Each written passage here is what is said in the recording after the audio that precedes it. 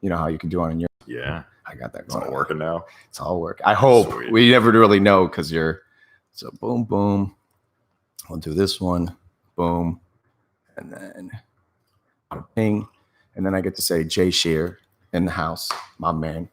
Wow, man. It's good to see you, brother. This is going to be a special one, brother, because we're going to dive right into it about how you are in the seat right now, but you are a very special man to me. And I mean that. And for those that don't know this beautiful man, he has, and I've been saying this about you, and I think you're okay with this, but extraterrestrial of the good kind. I'm okay with it. It's okay. That's how I describe you to people that because I share you with anyone who doesn't know you because you have been pivotal to my growth as a human being. And I want to just go into how you've gotten to be so important to me, if you don't mind. I have a little bit of fogginess because I remember you rolled up on the spot. I don't remember exactly the timestamp, but I just remember, boom, Jay's here. And you have this allure about you that's, where did this guy come from kind of thing in a good way. And I remember, did I just call you out of nowhere? Did I do what I do best and just blindside you? You did exactly what you do best. Didn't know you from Adam. Phone rang. I was mobile at the time and I saw the number, didn't realize who it was, picked up, and you went right into introducing yourself and just saying, hey, look, I want to tell you who I am, but more importantly, I just want to let you know that I'm here and I feel like I need to get to know you for some reason. I don't know what that reason is yet. And I'm paraphrasing a little bit, but it was something along those lines. And I remember thinking, well, this is a really interesting call. Right. And so we agreed at that point to at least set some time aside to meet, grab a cup of coffee, and just get to know each other and find out what you're all about, what I'm all about, right, and just allow two people to come together and jive a bit. So I don't remember the exact timestamp on it, but this guy, Jay Scherr, has been, if you don't know who he is, let's go over this stuff that's facts. A husband, a father, a son, a phenomenal business owner, and you've become, I think, a growing resource for people, not just from a workmanship standpoint, not from what you just do, but I think I'm going to speak for a good quantity of people today that you're a lot of people's rock in a good way. And I think people, which is happening for me, what I love about you is that my relationship with you has been the most organic way of growing, right? Just like as Camille's getting more involved in the plant world, it's boring when you let it happen naturally. Because I think us as human beings, we want to be like, I'm Chenzo, you're Jay. Let's fall in love as fast as we're probably going to be.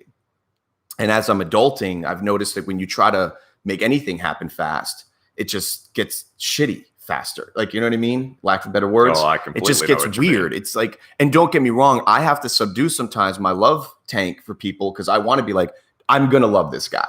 I already can tell. But I have to sometimes be like, well, just let it happen. And here we are now, whatever it's been, I don't know, but it feels like a century of getting to know you because of time, communication, and you listen, and you've been so, I mean, for those that don't know too, recreationally speaking, this will now be the second book that you've given me. You're just a dear dude. So I thank you for taking the time not only to do this, but also you mean so much to me because you've made me feel better about my woebegones of if what I'm doing is resourceful, is this worth my time? And you've asked me to help you in areas and arenas that makes me feel like, damn. And watching you now, for those that don't know, this dude has got his own podcast, his own resources online. Take some time, people, because the world is shitty out there right now. And you're one of the few. Now, there's a lot out there, but one of the few that I can say quickly, just watch some of his stuff. Because you're allowing people to speak their hearts, their pasts, their futures, and it's amazing. So I thank you, and I could go on and on about it, but brother, I really appreciate you, man. Well, thank you, man, and I appreciate the introduction. I appreciate the opportunity to be here, and I truly am grateful for you. I don't want this to turn into a love fest, but I will share, and your audience already knows this. But you are a very incredible person. You're a very meaningful person. You focus on giving from your heart. You are clearly others focused as opposed to focused on me. And that's something that we typically don't see or that we don't experience until a bit later in life, because we have to go through so many different experiences. We have to work on removing a lot of the ego that we have to be able to focus more of our time and attention on other people. And you do that. Thanks, and man. I know that part of that comes naturally, but part of that also takes work. Mm-hmm. And it's very clear. So I'm grateful for the opportunity to be here, and you're very generous with your words. And thank you for that. Well, thank you. And I will tell you once again, if it's a love fest or not, I'm sorry, people, because this is a dear show, and I haven't seen you in a minute. Obviously, no one's seen anyone in a minute. So he's very dear to me. And I could tell you this, I'm learning, and we'll just dive right into kind of like where I'm at right now. I'm just learning. I had someone call me yesterday. She's a sweetheart of mine, and I love her so much. And she's going through such a metamorphosis stage in her life where she's sharing it with people instead of, there's everyone goes through transitions, but there's some that disappear and they go through things. There's some that now with the social media and the way that communication is so fluid, some share it. Mm-hmm. Now there's a lot of, because you're putting yourself vulnerable, there's a lot of hatred out there. Like, look at this one, because you may have lost a half a bit of ounce of fat and you feel good and you take that selfie, you do this. This woman's so dear to me, and we've been talking pretty frequently on the phone and FaceTiming on top of it all, so we get to see each other. And she said to me how miserable she's been because she's been hitting the gym and walking and this. And it makes me love her that much more because she's being honest. Mm-hmm. And we talk about this a lot. We do. It's not fun to work out. It is not fun to spend time with yourself and pray and to meditate and to deal with yourself and your own emotions. And those that are preaching elsewise, I would love to have a polite debate with you, because I don't think you're doing it enough. Because I just told you right now, I'm on day 3 of playing. That's my crack cocaine. But I'm paying for it in blood, sure, and sweat, and the time away from my other hobbies and actions. So my point is this: I think you're one of those dudes that I've learned from you. Correct me if I'm wrong, but we're going to ask you how your life report card's been right now. It's hard. It's hard to hit the gym, so to speak, using the analogy, right? You're right. It to me, it boils down to priorities. So what's important to you, right, and why is that important to you? So with you being out on the field, not only are you coaching, but you're playing, and that's your crack cocaine, right? So the question is, why are you doing that? So why does it give you pleasure? Because we gravitate toward one of two things. We either move toward pain or we move toward pleasure. If you strip the layers of the onion back and you look at every decision that we make in life, every decision, it boils down to one of those two things. Now, on the surface, it may not seem like it, but you have to keep asking yourself deeper questions to uncover, why am I doing this? Right. Now, it might seem like it's something very superficial, like going to the gym. Right. So if I say that I go to the gym every day and it makes me feel good, okay, well, why am I doing it? Is it because I want to look a certain way? Why do I prioritize it? And I can share with you for me, yeah, for sure, it is part of showing up my best self every day. I'm not saying that I used to do this, but now through experience, I've learned to only compare myself to who I was yesterday. I'm not comparing myself to you. I'm not comparing myself to anyone else. I'm not looking on social media and saying, why is this person more fit, or why is their business more successful? I'm focused on how can I get better. And being in the gym is something that I prioritize. My health is what I prioritize. Working out is part of that process. When I wake up in the morning, the process that I go through, we talked about this earlier before we started this podcast, how we start our day, drinking water, hydrating ourselves. All of these things are critically important, because if I want to show up and be my best self for not only Jay, but for my family, for my clients, and for everyone else that's in my circle, then I have to do certain things to consistently improve on who I was yesterday. Right. So I'm going to ask the question to you, right? Going back to you being out on the field and feeling the way you do. Why do you do that? What does it bring you? It's a really good question. I've never really thought about it. The irony is, and Camille knows this, and I guess for the sake of the show, and I guess why people know it, I've never shared this in a public environment, but I grew up with most of my family, all but one, like that actually didn't support my recreational activity of soccer and many other things. I'm not trying to sit here like, oh, feel bad for me. People know that was like, I could deal with it. It's not a big deal. But my point was, I don't know. I don't know if it's a combination of, I don't know. I've never thought about it, but I could tell you this. You're against, even though it's a team sport, you're playing again. It's very much like anything else. It's almost like a golf game, because playing on Monday against those kids where it mattered. Mm-hmm. I had gotten told by a handful of people like, dude, you played amazing, this and that. I went home feeling like shit that day. I really did. And not because I was anything, but because mentally I was like, I just didn't play to where I thought I should have been. And as well as I do, once you're in the midst of once the whistle blows, it's different than, anywhere else. It's like, this actually matters in this moment. Sure. So I would say the reason why I do it is because, not that I'm making a cognitive decision while I'm playing, but for those 90 minutes, hour and a half, hour, whatever the time span is for that particular tournament for the day, I'm gone. The irony is, with the people that I'm playing to, I don't even know who they are off the pitch. There's this misconception out here, and it's grown over the years and 2 decades plus of playing with some of these guys, that like we know, like we're like besties. We're besties on that pitch, and half of us would probably give our left nut for each other if it really, really needed to. Okay. But we don't know nothing the minute we leave that pitch. And dudes can be really raw. That growing up with dudes, like you literally you get hurt. We're there for a minute, and then we're like, yo, get off the pitch. Right. Like it's time to get back into the game. Half of us are looking at the ref like, you keeping time in.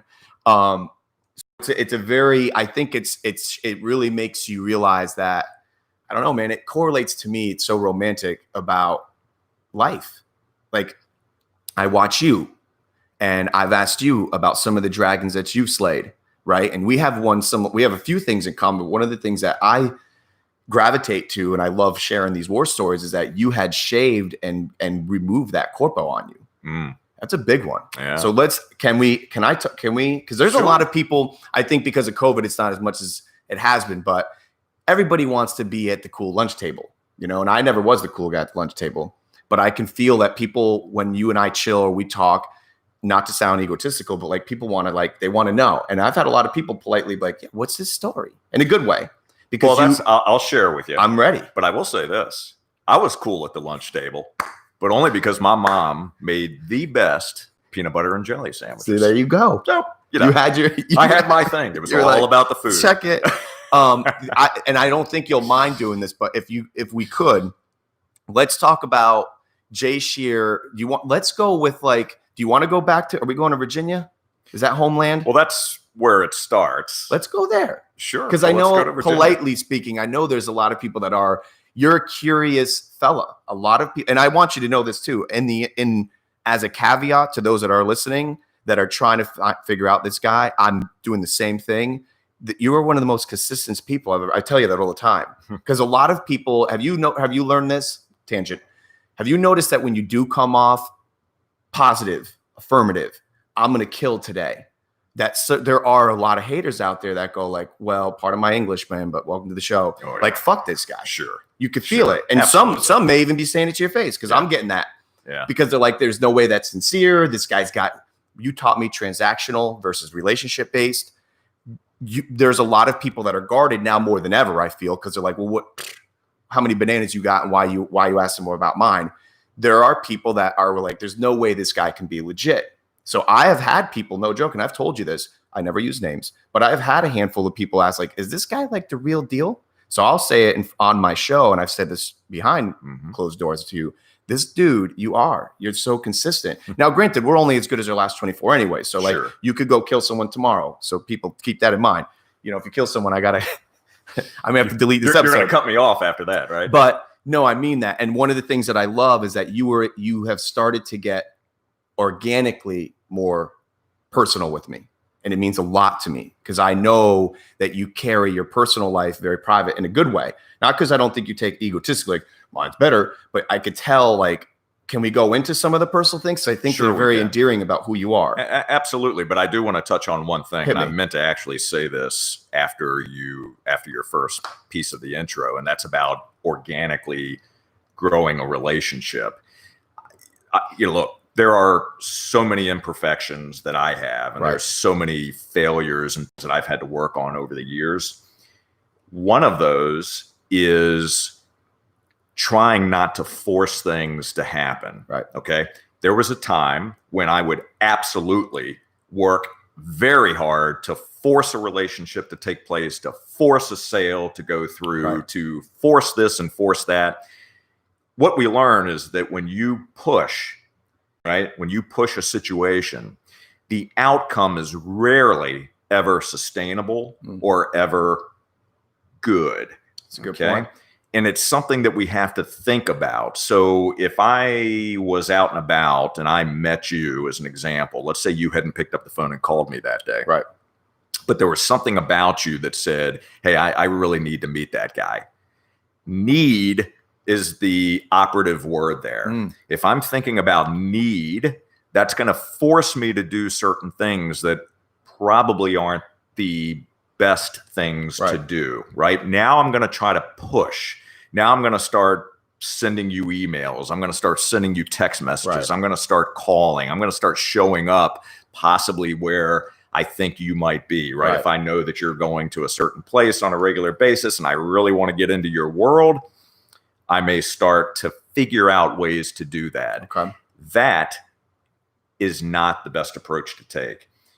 If a relationship is meant to be, that relationship is going to happen, right? There has to be a value add. There has to be a reason for people to be connected in order for the relationships to truly take place. So all I'm saying is that I try now in my life not to force anything to happen. If I can help someone, if I can bring value to a situation, it's going to happen. Right. I'm just going to put it out there. If someone's attracted to that, or if I can help someone through services that I provide, or a meaningful word, or a recommendation, or a book, whatever it happens to be, I'm just going to do that. But I'm not going to force myself on anyone. But you hadn't always been like that. No. You had, and that's where I love is because this is, and those that are listening to this at any point, no matter what podcast you listen to, and Rogan talks about a lot, is even though you may get this soundbite, sometimes it can come off very like we've figured it out. It's constantly refiguring it out. And I'm learning that. And Rogan shares that a lot through his shows that like, I really don't actually know what I'm doing, people. And that's how I want to come across. And the guests that I do have is that there's a backstory to how you got here. And that is what I find fascinating is this constant grind of it's so weird though, it can get so convoluted of not. I was almost going to post this the other day and I didn't want it to come off inappropriate because you know how I handle my social media. No one has ever seen anything come out of there that's not, I don't want to say positive. I'm not your Gandhi, but I'm not getting involved in anything that can be borderline debated. I want to deal with it. It's not the place for me. I'm trying to run a business. I'm trying to keep my 6 inches in front of my face clean and in my house. But I almost posted the other day, what if I told you don't have to care?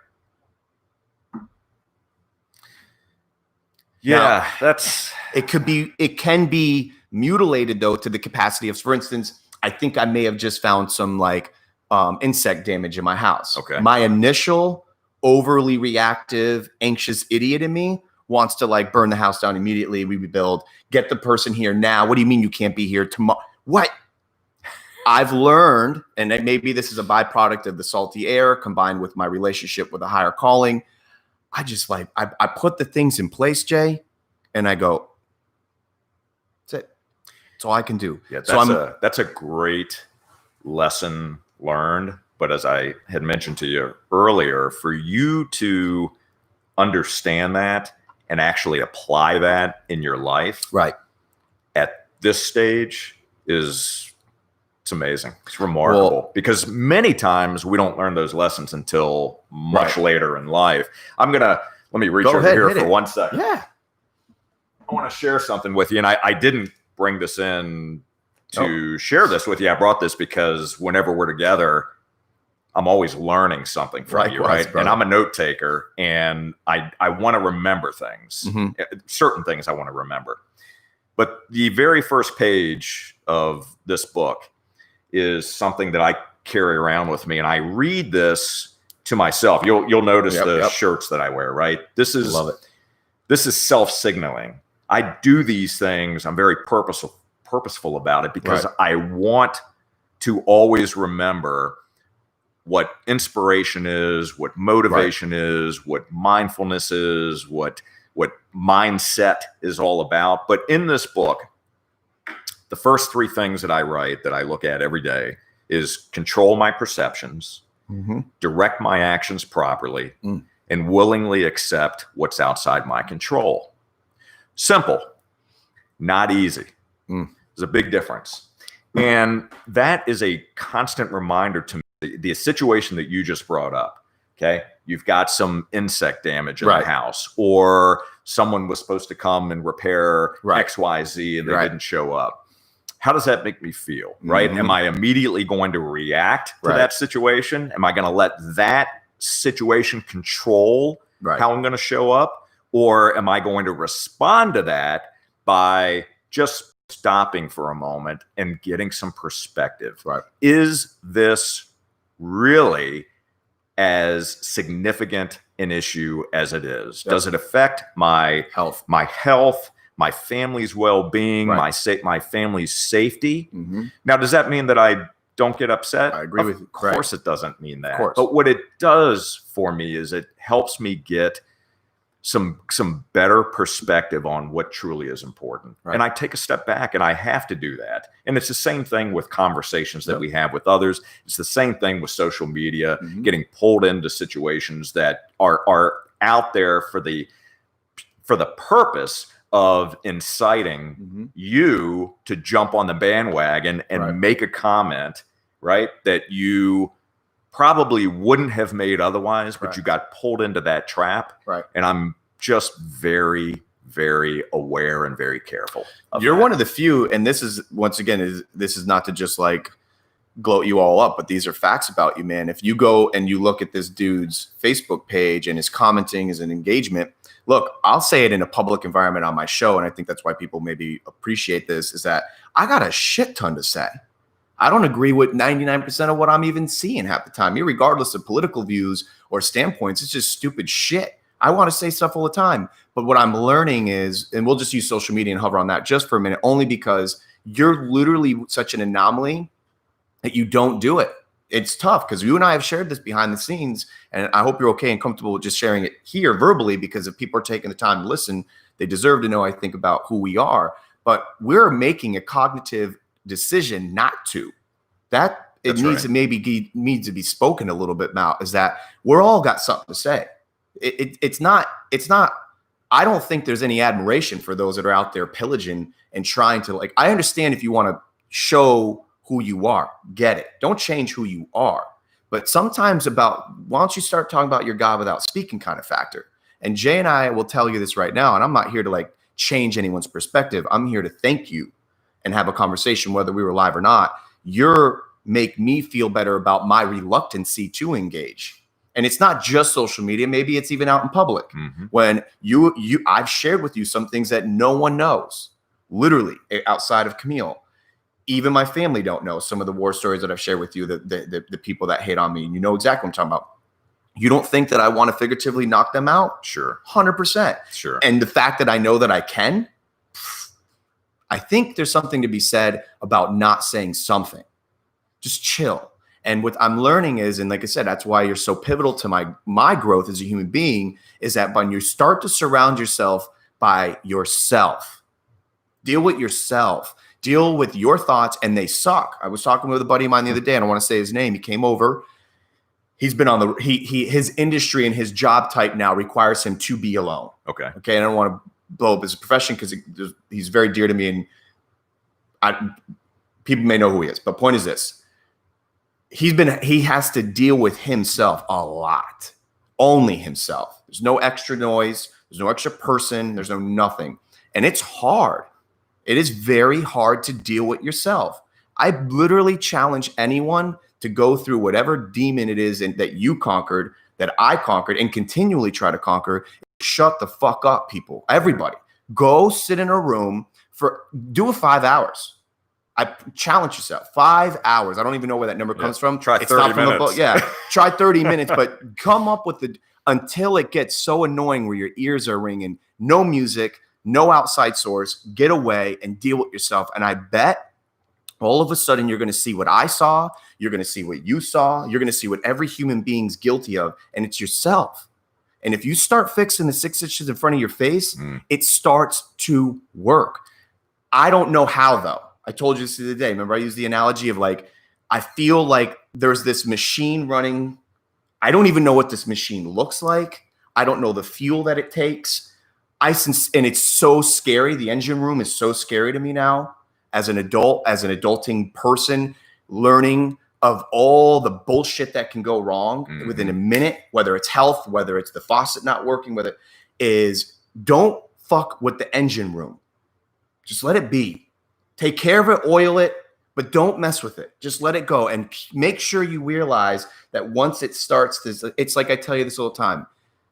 I tell some of my customers this. What if I told you I have a customer right now that buys $10,000 worth of blinks a day? Doesn't even make any sense, but you feel me? The blinks? Yeah, sure. Because it's involuntary. Imagine if I could sell your blinks. $10,000 a day. I have a customer. He's overseas. He buys blinks. Okay. My customers, I don't know where it came from, but it makes sense to me. So I hope it makes sense to those that are hearing it. And when I talk to my customers about it, is that what I'm trying to do for you is what is involuntary. That's my goal, is what's involuntary. It seems like it's not too taxing for you anymore to give me a book, Jay. I don't think that you went out of your way. I don't think you drove 10 hours to get this. Maybe you would have. Maybe if my life was in jeopardy, you probably would have said, dude, he needs this literature. If the message was important enough. Maybe you would. For sure. But I bet you this is a byproduct of something that you've experienced by your own growth, and you're taking the time to share with somebody else that, hey, this may help you. It is. Now, to flip the coin on that a bit, there's also, so it's not only the message, and it doesn't matter what the book is. Right. This particular book was and still is meaningful to me, but the message needs to resonate and it needs to appear at the right time. Right. Right. So you may not have been ready for this particular message 2 years ago. You're right. But you're at a point now in your life where it will connect with you in a way that you'll understand it and where you can actually apply it, where it's going to have more of a meaningful impact on your life. So let's just say, if I had given this to you a year and a half ago, right, you may have said, oh yeah, hey, thanks, appreciate it. Nice. And there it goes on your cup holder, right, bookshelf. Right. Whoop, the dog ate it. But I think now, not only have we developed a stronger relationship, I clearly don't know everything there is to know about you. And that's the beautiful thing, right, is we're going to continue to learn about one another as we go down this road. But I know that right this moment, there's something in that message that is going to connect with you, and you're going to read it and you're going to be able to use that to impact other people's lives. That to me is power. Right. So I don't want to get off on a tangent, but controlling the things that you can control is such an important lesson, and letting things that are outside of your control go. Right. It's going back to social media for a moment. Yep. I choose when and where I'm going to put my messages out. Right. We both have our beliefs. We have thoughts on things. We've talked about this when the camera's not rolling. Right. And it's not imperative on Jay to always share my beliefs about something if they contradict someone else's. Now, what I do want to do is I want to learn from others. Right. I want to be challenged. I want my own beliefs to be challenged. Right.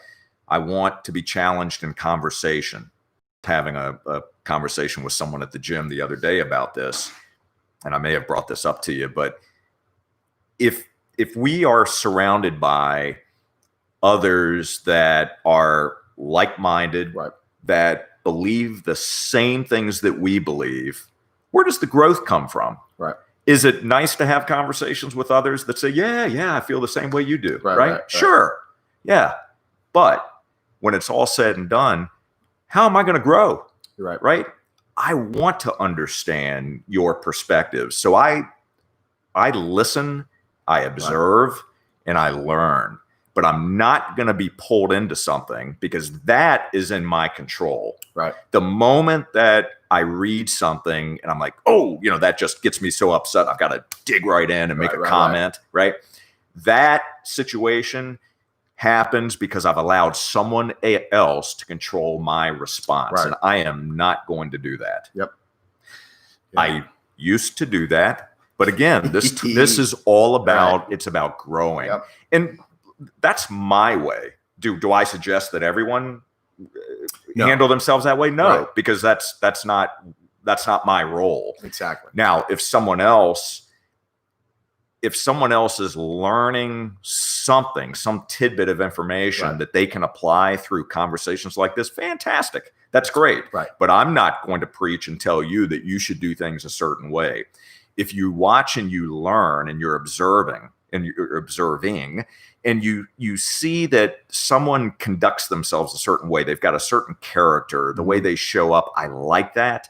And I want to be more like that person. I don't want to be that person, but I want to be more like that person. Then ask them, right? Ask them to mentor me. Right. Ask them to teach me, how are you showing up? Right. How do you change your mindset? What are the things that you're reading? What are you learning about? What kind of conversations are you having? Those are the things that are important to me. Well, you exercise it clearly. And you've heard me say this a lot. And I've said this to a few people because I don't want it to come off inappropriate because it's tough. Everything you can't say bomb in an airplane anymore. But I've shared this, and that is I still have this running hypothesis. And from what we've asked before, I have this theory that people that sign for means of communication, I don't think argue that much. I could be wrong. We all know this one. Remember, we joked about that. Sure. So it's a lot easier maybe to get those across. But I sincerely feel like, and I haven't had a lot of interaction with people that I can't sign, which I wish I could, etc. But I would assume because it requires more. It's easier to say, go fuck yourself, than it is, I'm sure, like to say it or to disagree with the fact I don't like that shirt. I bet you I'm assuming they make a cognitive decision to go, it's not worth it. Just gonna, or this. And I only use that as an example because I wish you've heard me say this too before. We as humans are so weird, right? In a good way. Like we drive down the highway. We are always mad at the guy ahead of us that's rubbernecking. And then what do? Do the same thing. This guy did it. And then we're like this. So we're going slow. Might as well look. But here's what I find the most fascinating. You're driving by an accident. And for those that may be doing it today, if you see an accident and you feel that innate characteristic as a human being to usually help, the good ones. I know now we're not supposed to either because then you're in trouble. But normally you're innate. If you see a car literally flipping and the accident's in the moment, I can guarantee you everyone that's listening this is going to resonate with the fact that you're human. And your first instinct is to help. Curiosity, because we're creatures of curiosity. Sure. But help. I can guarantee you if there was a car on a kid, we're all going to come together and we're going to help that kid. Why? Not because we know, not because we have a physical advantage behind it, and not because it's the mayor's son. None of that. There's someone dying in the midst of hurt and pain and agony, and we'll use the kid as an amplified example because it's a kid, so they're innocent. Why don't we just do that normally? Everybody I know that I speak with and I talk to, whether it's habitual or it's once in a blue moon, it's got some shitty shit going on. Everybody. Parents, sisters, cousins, mom, someone's sick, job, that. We're all in this metaphysical car accident on the daily. Some are ongoing. Some are lost in a pit with no water. We got to save those guys, the coal miners that are stuck. Why are we not just chilling for a minute, looking at each other and assuming, which we should be, what kind of car accident are you in right now? And I bet I'm trying to exercise myself, and you had given you a phenomenal compliment. And this seems to be a common denominator. It's not something that's I can take any credit for. It's just looking at people and going, how's your report card, man? For this semester, we grow up in this 4 quarters of a lifestyle, irregardless of fiscal, but we grow up in this 12 to 15 years of school, and every quarter was a test of who you were as a human being. Then you adult, and all you care about is a 5% raise a year, and it's not the way life was supposed to be, I don't think. That's my theory. What I think is supposed to be happening is check yourselves. Where are you? Are you okay? Because if you're not, then stop trying to help somebody else anyways. There's something to be said about why the airlines figured out putting your oxygen on before another person's. That's right. Isn't it sound so weird because everyone's got to be so chivalrous and I will always help my fellow person? No, you can't if you're not breathing.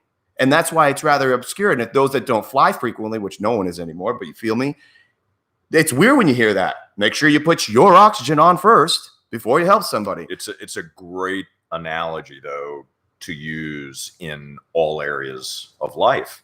And we know that we can't help someone else if we can't help ourselves first. Right. We have to be healthy, and we have to be in the right state of mind to truly be able to serve and to be able to help someone else.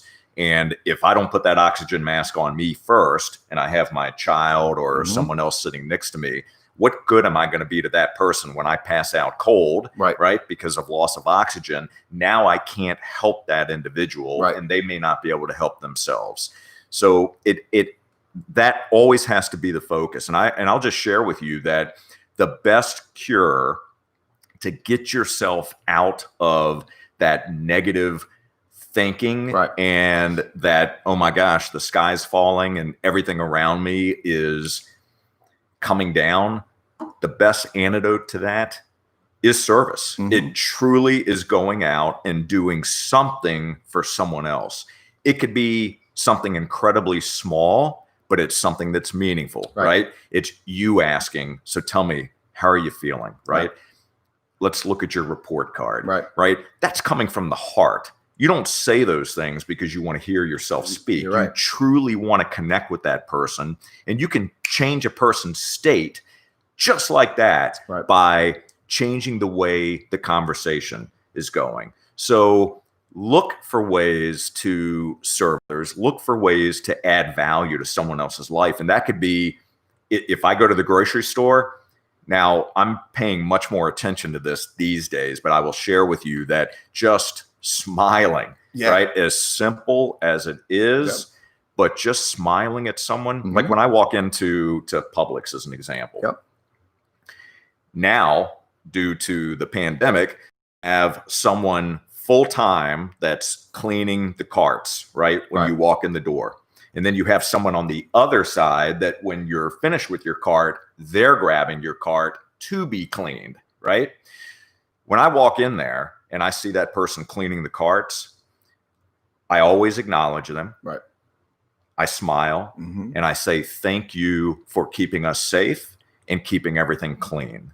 Now, I don't have to say that, and I don't do it because it makes me feel good. I do it because I recognize the fact that they're doing something that is important, and it may not seem like it to everyone else, but when you simplify what's going on, you realize this is part of a process, right? This is a human being who is sitting there, they're doing what is necessary. And it's helping all of us, right? So acknowledge it.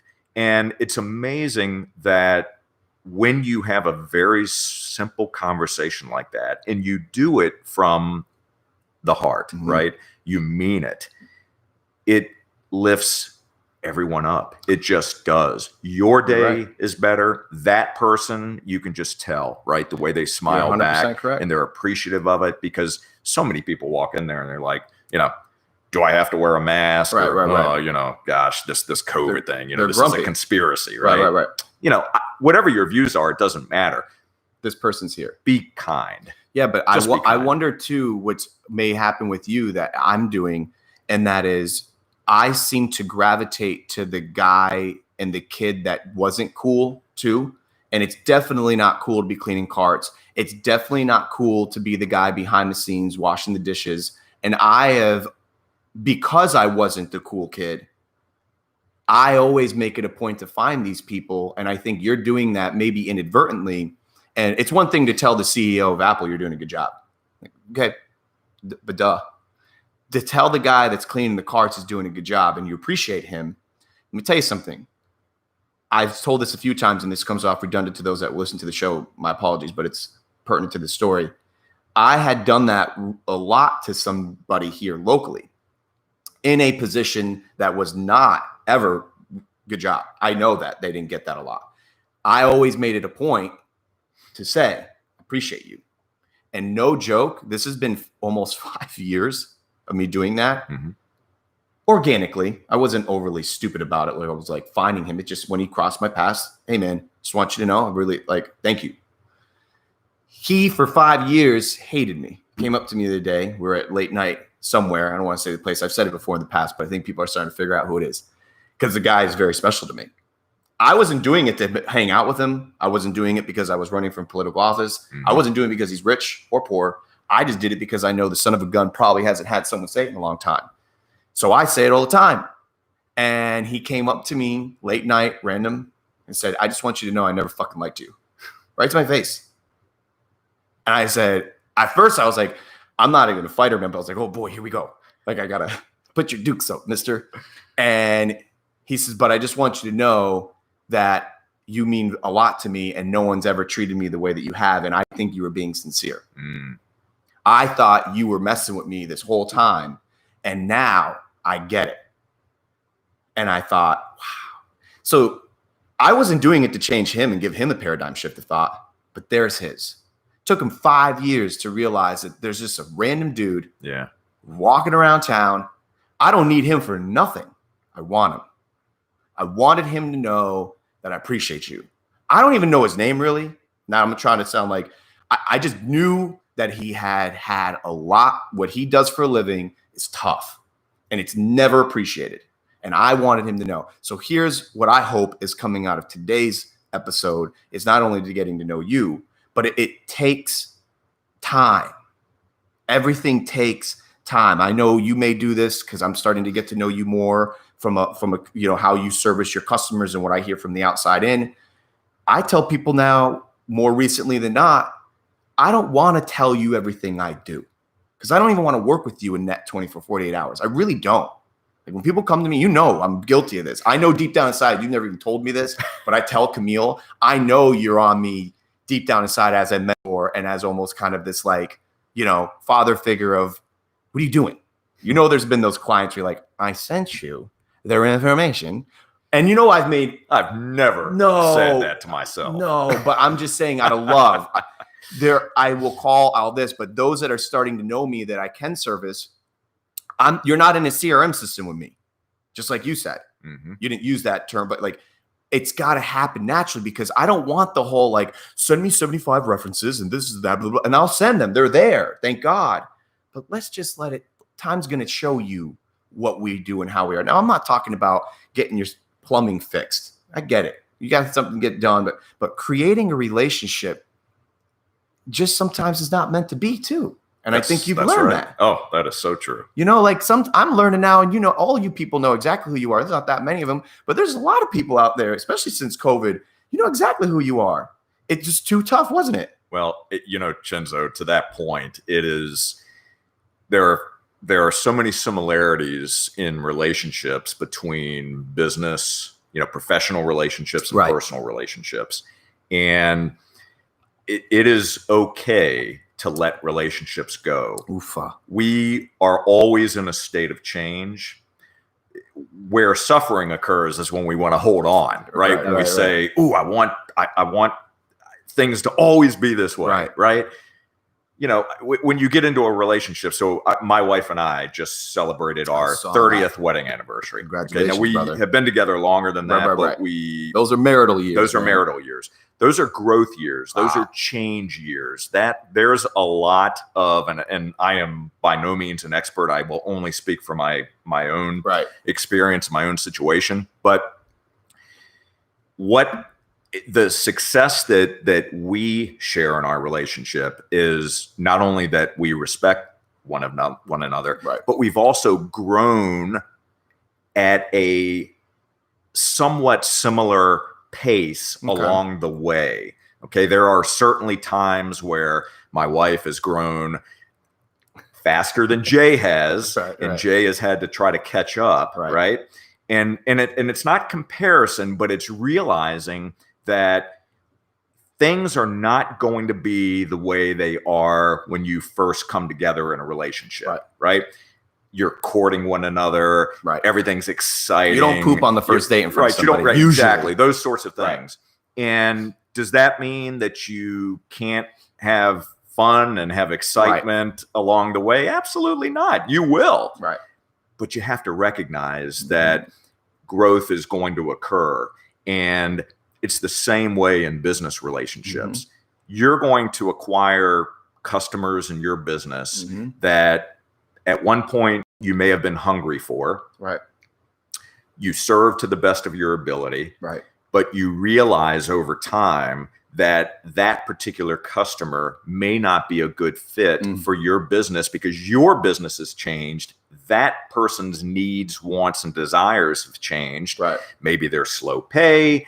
Maybe they're putting too much demand on your time. There could be a number of things. But at the end of the day, it's about looking at your relationships and assessing them and saying, does this truly support my goals? Does this support my growth in my business and in life? And if it doesn't, if it sucks your energy versus giving you energy, then that's a red flag. And sometimes that red flag says, I need to say goodbye. That doesn't mean that we can't come back around at some point in the future, right? But for right now, this is bye-bye. It's bye-bye. And there is absolutely nothing wrong with that. And we've talked about this before, but you've heard the saying that you're the average of the 5 or 6 people that you surround yourself with, right?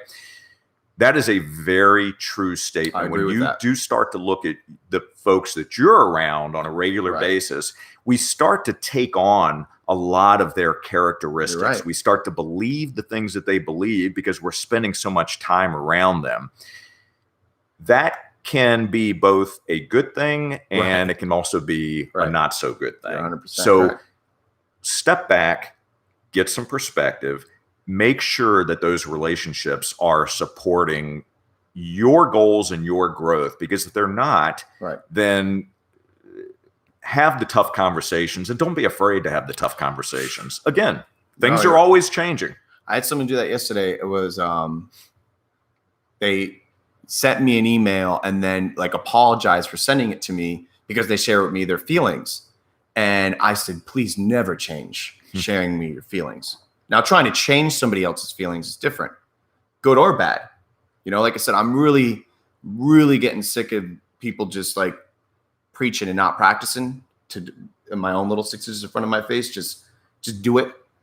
But I want people to always, and I could be wrong, and I've shared this with you before, and I may have talked about this here, but I'm dealing with this. So it's something I can't stop thinking about and using to maybe coach myself is, here's the bullet points off it without going too in depth, because it's I'm not losing sleep about it, but to me, my theory is this: 1800s Coca-Cola, more is better. Boom. Consumerism. Boom. Not trying to become an anarchist here and preach against anything Coca-Cola or consumerism. Just find your balance. But here's my point. From then till now in 2020, consumerism is no longer materialistic. I think it's bled its way into metaphysical, because now my cup is empty. I have to put something in it, right? That's the goal. Sure. Everything has told me that if my cup is figuratively empty or physically empty, something has to go in this. Because if an empty cup is ugly, is wrong, you're not doing well. I don't want to blame it on America. I don't want to blame it on a company. I want to blame it on ourselves for falling victim to whatever someone may be telling you that doesn't have any substance to begin with. I'm learning, and maybe I'm wrong, because like I said, I have no idea what I'm really doing in a good way. I'm not trying to sound like I sincerely, every day is a beautiful adventure. Sometimes it's shitty, but I'm learning now. I'm not going to go into depth what it is, but I have a cup in my life that is empty. It is a void. And I have been bred and told, not just from family, not just from the TV, but just all these outside dynamics, to fill it with something. It's no good to have anything empty. Everything should be stocked, especially now. Be ready. It's the end of the world. I'm learning, if your cup's empty in a degree or an area, and you filled it a few times with other stuff and it just isn't good, stop. Just stop. Because I don't think it needs to be filled with something right away. I think it's okay to be void in an area in that moment. Now, I'm not talking about starve yourself. I'm not talking about not drinking or providing for your family, people. I'm not talking about idle hands. I'm talking about something metaphysical where a relationship has gone dry, your family have become distant, a job, a this, and it's void, and you feel that, and you're losing sleep about it. Just maybe let it be for a minute, because it's helping me. And I don't know why it's working. Once again, I don't even know what fuel my engine's taking here, but I've noticed that the less I've tried filling this with the superficial things, the sweeteners and the Coca-Colas, figuratively speaking, all of a sudden, my garden's growing better. My 6 inches in front of my face are flourishing. Thank God, my marriage of 7 years has never been bad, but things are great, like unbelievable. And those that really know me well, I have a shitload of wobegons, but I do have a fictitiously well life. And I only share that to those that I really like, that either listen to the show or I text or talk to, or you aren't going to see me post it online. Look at me and look what I got, because it's so fragile. It's so scary. And anyone out there preaching about how to get it and not how they also lost it on the daily, I don't listen to you, because I want to learn about how many times you scraped your knee and what bandage you use and what type of Neosporin you use, because if you don't, isn't it funny? We all have a medicine cabinet. What you got in there? Yeah. How often do you access it? How often you in that medicine cabinet? I want to chill with folk that aren't always bandaged up. Because if you're out there constantly scraping your knee, banging your head up against the wall, and always injured, bro, I ain't trying to get injured, man. The whole goal in life is to stay injury free, right? That's who wants to go to the hospital, who wants to play with a gimp limp? Nobody. So stay healthy. But I'm learning, Jay, it starts here. Yeah, it definitely does. Well, you gave a great analogy of the cup. In your case, just based on conversations we've had, I believe what helps you is being self-aware. So you're able to pay attention to what's happening in your life and in your world. So imagine it's like a dashboard on a car, right? So when our fuel gauge is moving closer to the E, right? A sensor comes on and it tells us it's time to fill the car up, right? You have, in some newer cars, it's going to tell you how many miles you have left before you run out of fuel. Right. And we have gauges for oil and all types of key metrics, right? It's when we start to pay closer attention to the things that are important in our life, like our relationships, like our health, like our finances, and you can put all these different areas and buckets and start to pay hyper attention to each of those areas and understand that you're not always going to have balance there, right? There's going to be that yin and yang. There's going to be give and take. There's going to be times when this particular cup has more in it than this cup. Right.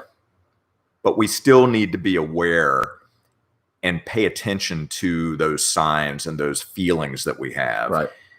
So I that for hours because it's an interesting philosophy and psychology that plays a role here. But for everybody else, what really matters is that you are paying attention, and that when you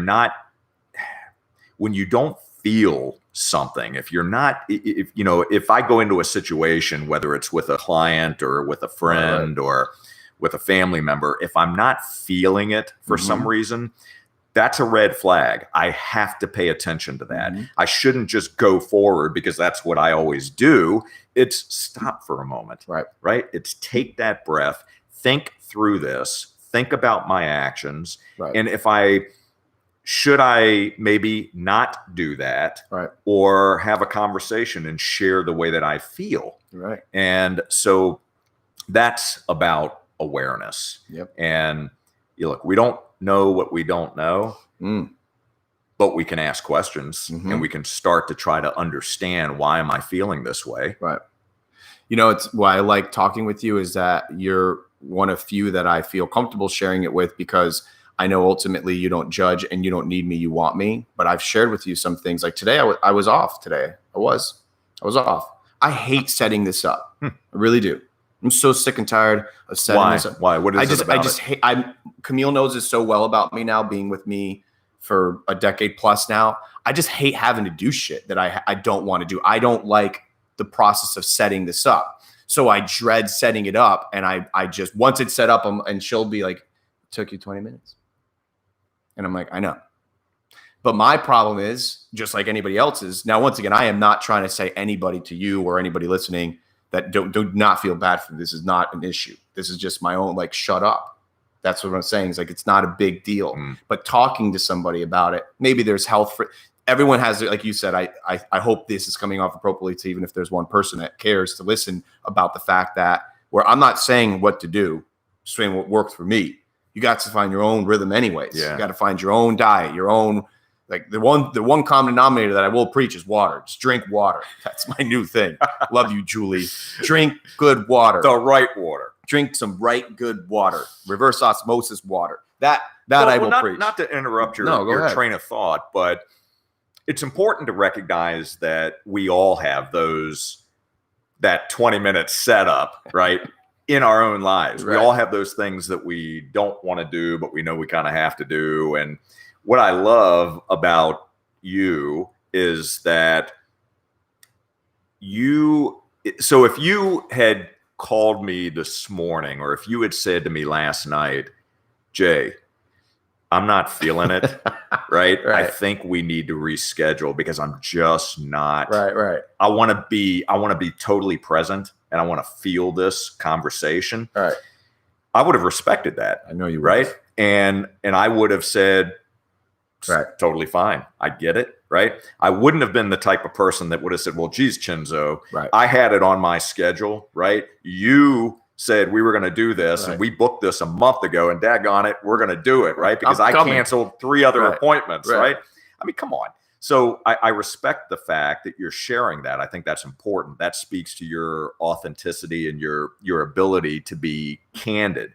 We all have those situations. So what I would share with someone is, if it's important enough to you, fall in love with the process, right?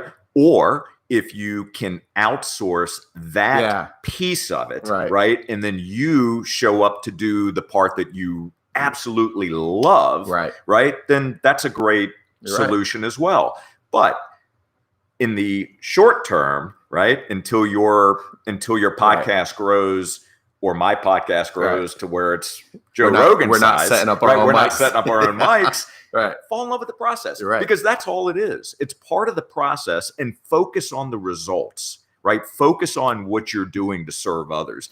This, if it's one person watching or 5,000 people watching or more, if you connect with that one person and something that you say resonates with them, and it just causes them to stop for a moment and say, that made a lot of sense. I hadn't thought of that before. I haven't believed that in the past, but I need to consider that point, and that's something that I can apply in my life. 100%. Then fantastic. The fact that you spent 20 minutes setting this up was absolutely worth it. Okay. So that is how I process that type of information. But look, man, I've got everybody who is watching this has those exact same situations. And it is what is most important to you that matters. It's funny you said that as far as falling in love with the process, because I literally, and then on your second example, as far as like maybe getting somebody, because I've learned that too, is that sometimes it's just, once again, there's something to be said about just being idle, like not going, you don't have to be going 1,000 miles an hour. And it's tough because I know you come from that background, the corpo style of, Camille met me right at the brink of me having a BlackBerry because I didn't even need one. I wanted one. I wanted to be clickety clack. I'll never forget getting that stupid ass BlackBerry at 18-ish, maybe. And I'm like, what am I? But I wanted to, and I don't even know what I was doing. It wasn't even doing anything. It was just sending probably reminders to myself to send a reminder. It was so stupid. I was trying to be busy, like like it would generate something. Now, I'm glad I got it out of my system because you've given me a wonderful compliment, which has been happening more recently now than not as I'm hitting this older 30s. And that is, you figured it out young, which I'm thankful because I don't feel like I did, but now I'm learning that, wow, that it did happen a little bit quicker for me. But because I guess I'll use the word learning how to fail. I'll use that phrase because I was just learning what not to do. Pray now for you. I don't care about your logo. Where's your accountant kind of thing, Yeah. And I'm learning to just, it's okay to be chill. Like it's a gift. It's a gift. And that's wisdom. It's not just learning, right. And it's not just knowledge. It's wisdom, right? So you're in a very special place. You're in a place of wanting to learn more and always being open to information, open to feedback. Failure is always going to happen. Correct. A lot of it depends on how you frame failure, and that's such an important lesson to learn, is that when we experience failure, do look at it as feedback. So these are conversations that I have with clients and with other people that I'm surrounded with all the time, because it is something that we experience. That's part of that is the human experience. We're going to stumble. Yep. How you respond to that is really what matters. Are you going to get back up, and are you going to get back up again and again and again? Right. And throughout that process, are you going to receive feedback that you can learn from, so I don't repeat the same mistakes? I need to change something, right? I look at it as baking a cake. Right. So in my business, there's a formula that I use that over 32 years of working with different companies, I started to pay very close attention to why were certain companies successful when other companies failed, right? So I was looking for the common threads. What was it, right? So there's a formula that I use, and here's the thing. I can give you the ingredients of that formula, which I would be happy to share with anybody, right? But if I don't share with you you need a cup, you need a teaspoon of this, and you bake it at 350 degrees. If I'm not sharing with you the entire recipe, I'm only giving the ingredients, your cake is going to turn out different every time, right? Sometimes you're going to fail because the cake it's not going to rise, and it's going to be hard, or it's not going to be cooked all the way, or it's going to have too much salt or whatever, right? Those are failures that we learn from. So to simplify it to the cake analogy, if the cake turns out and it's not cooked all the way, that's feedback, right? Okay. What do I need to do next time?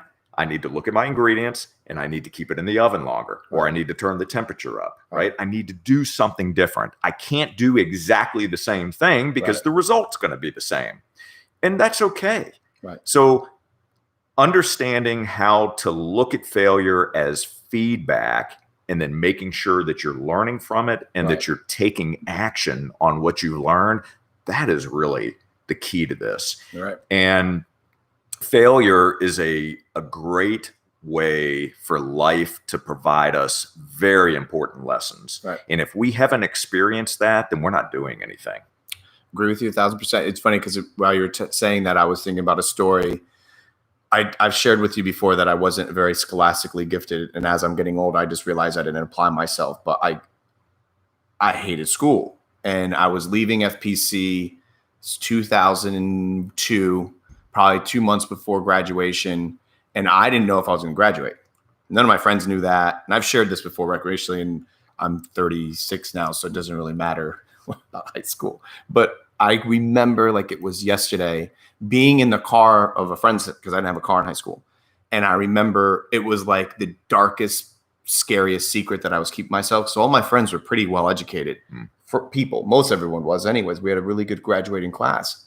And here I am with like a 1.7 something GPA, and I needed like a 2 or something to even graduate and blah, blah, blah.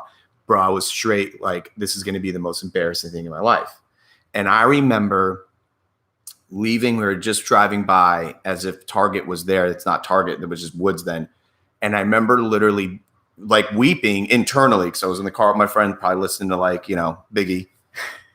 And I'm exercising great mannerisms, but I had just been delivered that news. I think I was like leaving the guidance counselors and like people were like, where were you? I'm like, oh, And I remember crying, especially when I got home, and weeping and praying to God, if there's one thing you could tell me, please let me know if I'm going to graduate high school. I remember on my knees begging for like, give me a like, make the picture fall off the wall if I'm going to, like give me some, because I was so hopeless and it was all my fault. But here's my point of sharing this with you. I'm so glad he didn't answer that question, because I had so much bigger shit that I would need to know now. And my point of sharing it with you is that failure that I was on the brink of failing, I had to recalibrate, man. Like I had to buck up. I had to take summer school. A lot of people don't even know that. And I'm not embarrassed to share, but I'm just saying like it's not something that I haven't talked about high school really in a long. So, but like going to summers, I had to buck up, and it was nobody else's fault but mine. It wasn't because the teacher didn't like me. It was my fault. And those faults and failures, it was my opportunity. And once again, even though I wanted a miracle to happen, if I could have had a miracle then at 17 and a half, I would have said, make me graduate high school. So naive, I should have said, just make me wealthy now. No, I cared more about what people thought about me, which that's a whole nother issue. Sure. But brother, I got to tell you, man, that was the kick. It's in parallel with what you're saying with like, this is your moment. And if it's shitty, it's okay. It really is okay. Now, once again, you're not going to hear me out here preaching too chill. Like, don't worry, man. Like, just let go. Like, and your wife's bleeding on the floor. Sure. Idle hands, brother. Like, I'm not preaching that. Yeah. You got to stay busy. But if you have a plant in your backyard and it's growing little fruits, then you're good. You're good. Is that makes, you know what I mean? Like, no, it makes a lot of sense. It's important that we realize these are snapshots in time. And that's not easy to do when you're 17 years old and you're on the edge of graduation and you're thinking that my world's going to end if I don't graduate because I have a 1.7 GPA. Right. It's about perspective. Now, if you have someone in your life or examples of people in your life who can help you look beyond that snapshot and help you realize that you have an amazing life in front of you. Right. It's how you choose to act on it right. and what you choose to do with your life that matters. Right. You can contribute, or you can sit there and wallow in fear and anxiety and I'm a failure and this and that and the other. And there is nothing wrong at all in asking for help or finding help in books and in tapes and just, mentors and so forth. And that's one of the beautiful things is there are always people out there that are willing to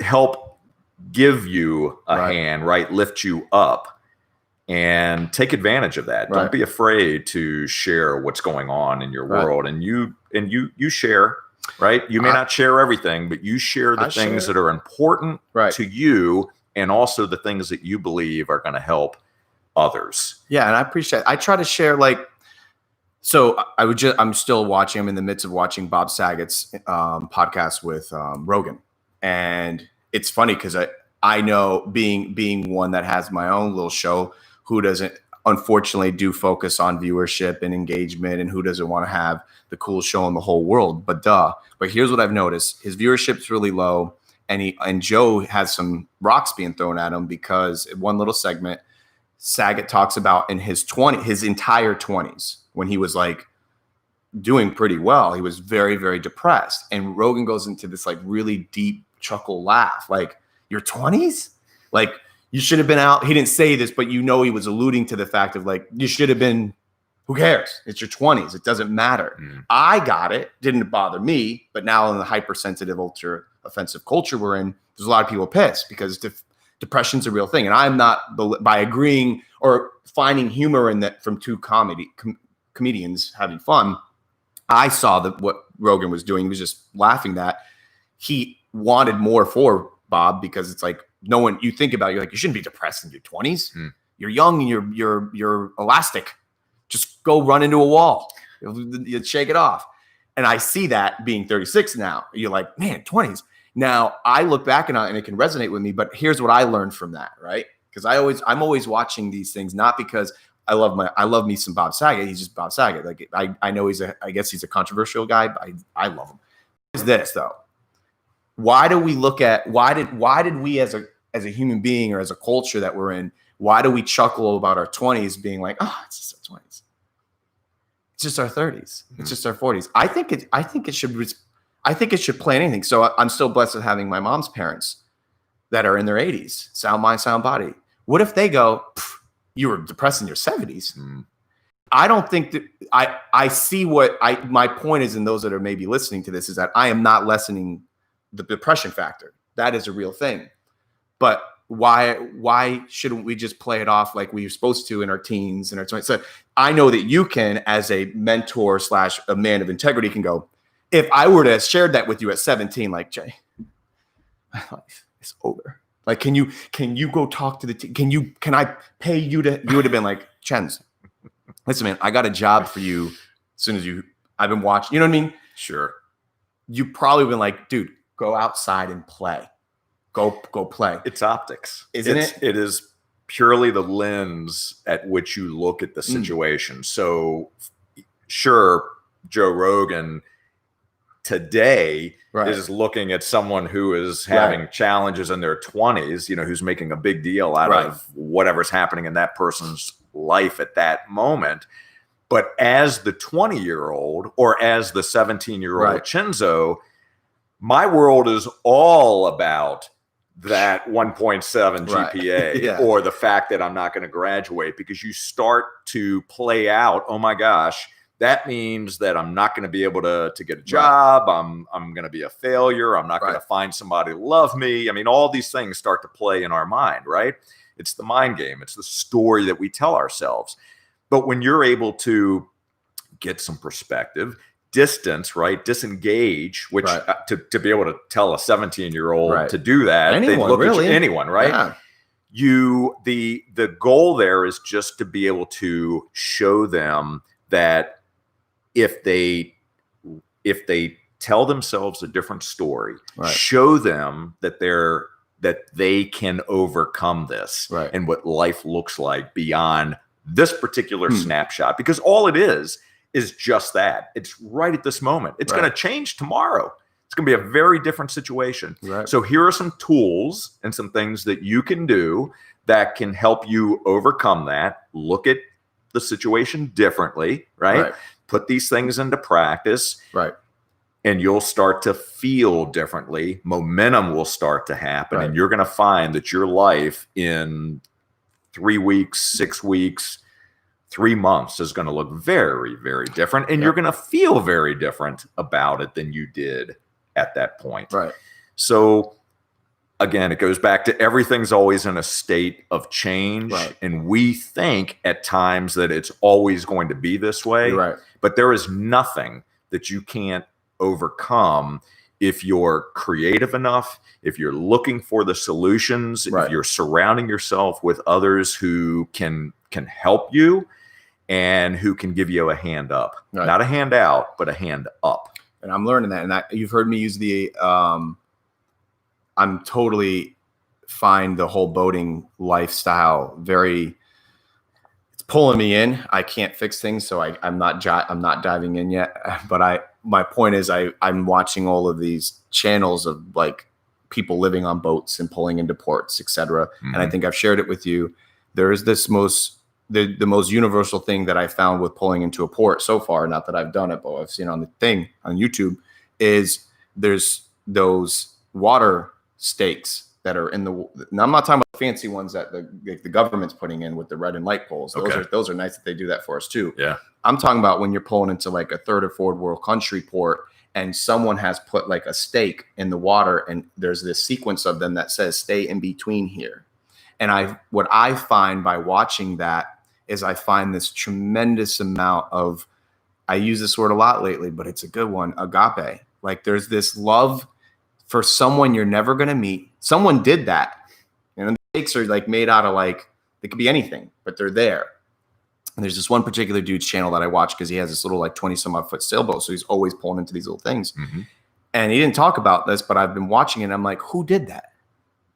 Who went there? Who was the first one to take it upon themselves to put that stake there in a sequence, maybe got out of the boat, maybe cut themselves up on some oyster beds or some reefs. I'm not sure. I hope not. But somebody either experienced a bottoming them out or went out of their way to just let you know, don't go there. And I find that to be the most beautiful, dumbest, yet most powerful, paramount thing for me. Because would you do that? I ask that to anyone listening, and even like, would I have done that? By the time I navigate into the port, they say the best way to lose a relationship is by parking a boat. Yeah, I could see that because it's happening a lot on this channel. They're married and they're like, because it's like, it's not just like park here. They're pulling into this growth of earth. And who did that? Would you do that? Are you doing that? Are you taking time to pull in? Ironically, dude's on a little boat here. Are you, when you're finding and navigating your way, are you actually like putting little stakes out so that the next guy behind you can find his way? And you don't even get to have a drink with this dude. This isn't a bar. This isn't a don't step in the puddle. Let's jump over because there's a hot broad on the other side. This is just truly helping someone you'll never meet. Maybe you will, but are you doing that? And maybe if you are, you're experiencing some of that beautiful sleep that I have acquired, because I know when I'm sleeping at night that the irony is though, I'm going there with or without helping somebody. Sure. We're all sailing somewhere. So don't take my message incorrectly here, folks. I'm still doing me. Like I got to do me. I want to get to that port and I want to swim and play and I want to run around. But I'm noticing that those that just slow down a wee bit and look out and maybe even change where that stake went, like, oh, the tides have changed. I'm gonna help this guy out. It's helping me because it feels good in the moment, but I feel like there needs to be more of that being spoken about because you don't ever get told thank you. And that's tough. And I'll be the first to say, out of the tons of people that I've been able to help, not just on this is beautiful to me. And I love the people, all those that have stopped me and say what you have said to me in public. I could die today, Jay, and I've told this before. I feel like I'm Ronaldo and Messi. I feel like I'm the richest man in the world because I have my health and I got time to spend it. You're blessed, brother. But it's so fragile. But you know why I think it's happening? Because I care about helping somebody a little bit. By consequence of me living my life, though. Well, so you have put those stakes in the ground, right? You've put those stakes in the sand, excuse me, in the sand for others. Right.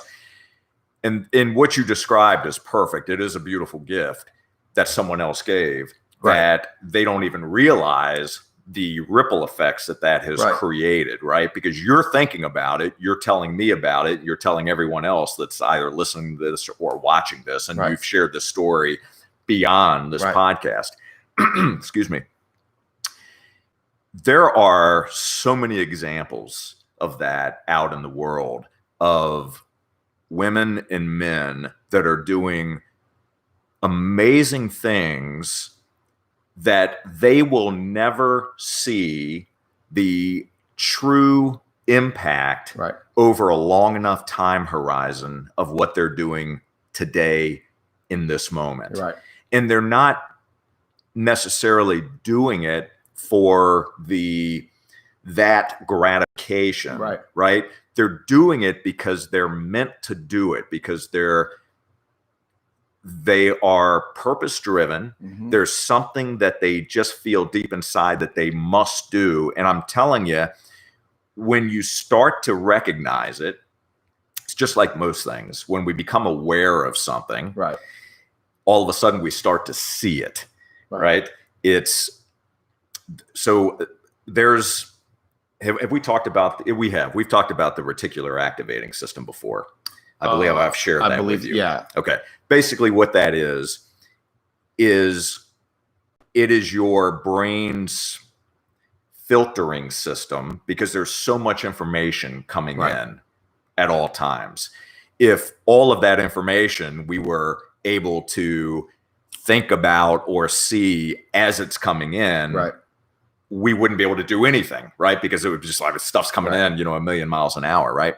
So this filters the information for you, and it gives you the information that's important to you at that time based on what you're thinking about or based on what you need. So I'll give you a classic example, and then I'll tie this back to what you were talking about.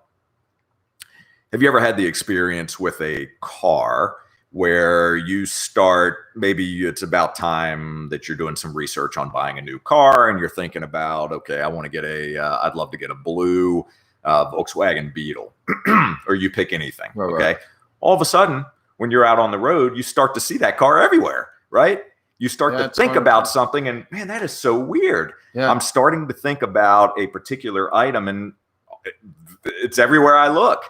That is the reticular activating system, because now you're aware of it, right? So all of a sudden it's going to start filtering that information for you, and it's going to provide it to you. That's why, one of the reasons why it's very important to, when you establish goals for yourself, that you write your goals down, right? That you just don't think about them, but you really want to put some time and energy behind that, because what we think about, all of a sudden it starts to create that it tracks that need to us, right?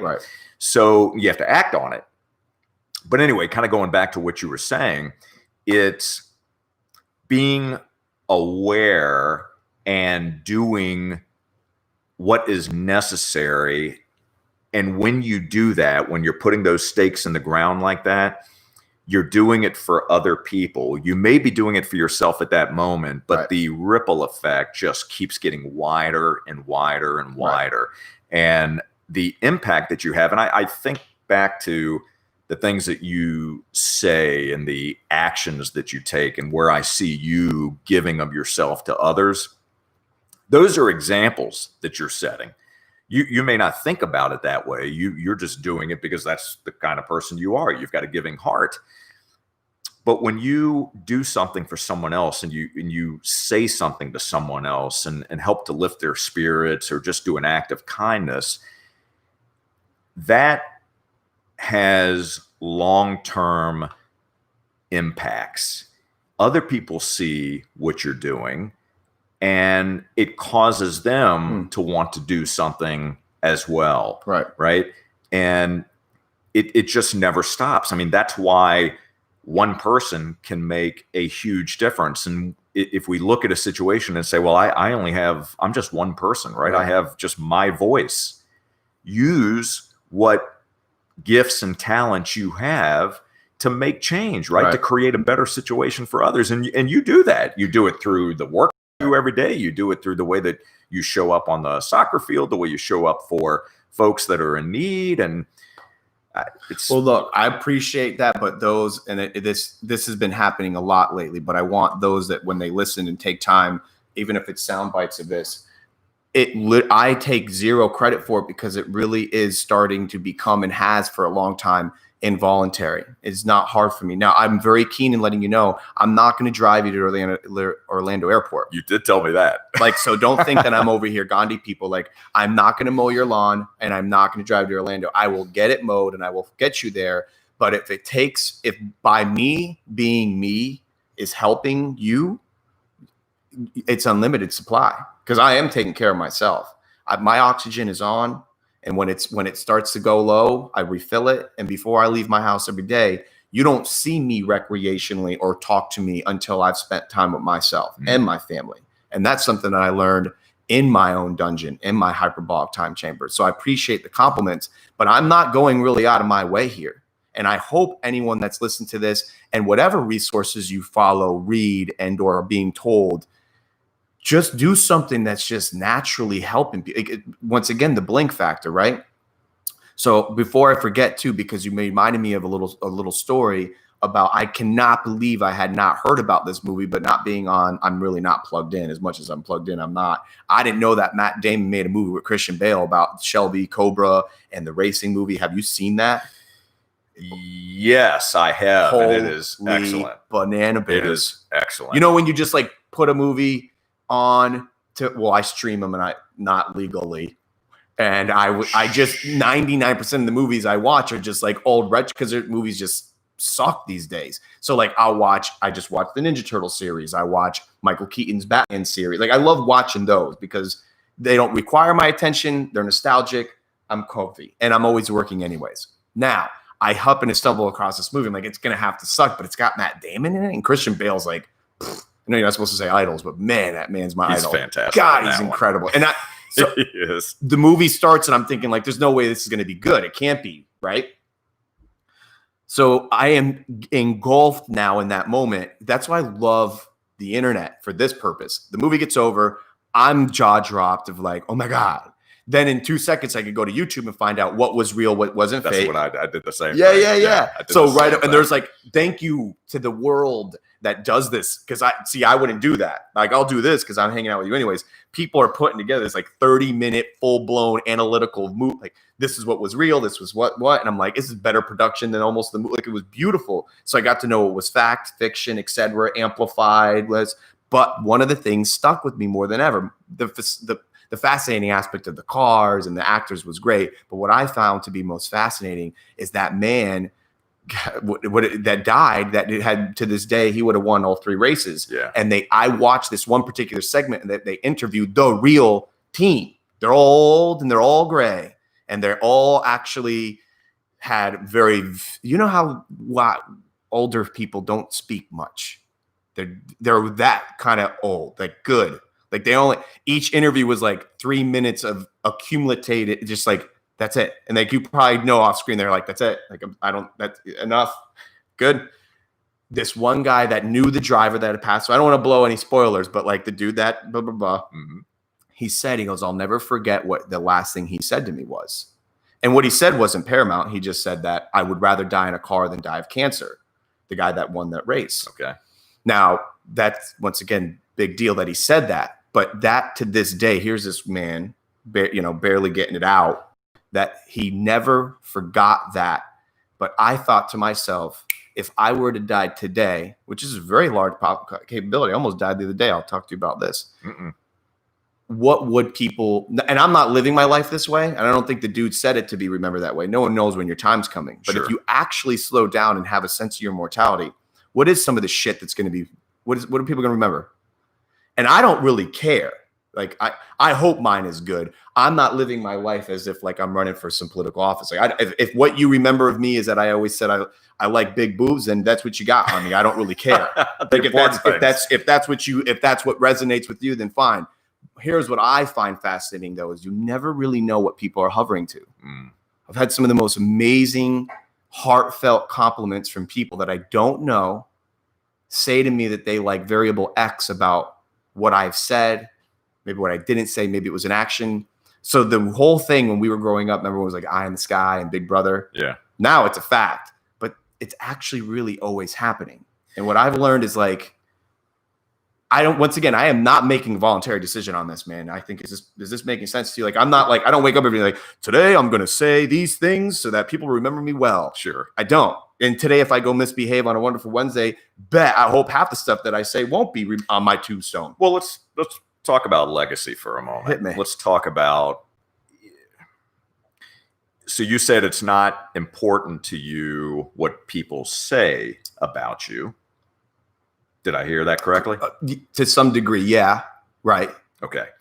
What do you think? I mean, when you think about how you show up in the world, what do you think people are saying about you right now? Yeah, I mean, if you without looking at reviews, I'm just talking about what do you think people I know, because I've been asking a lot. You really want to know?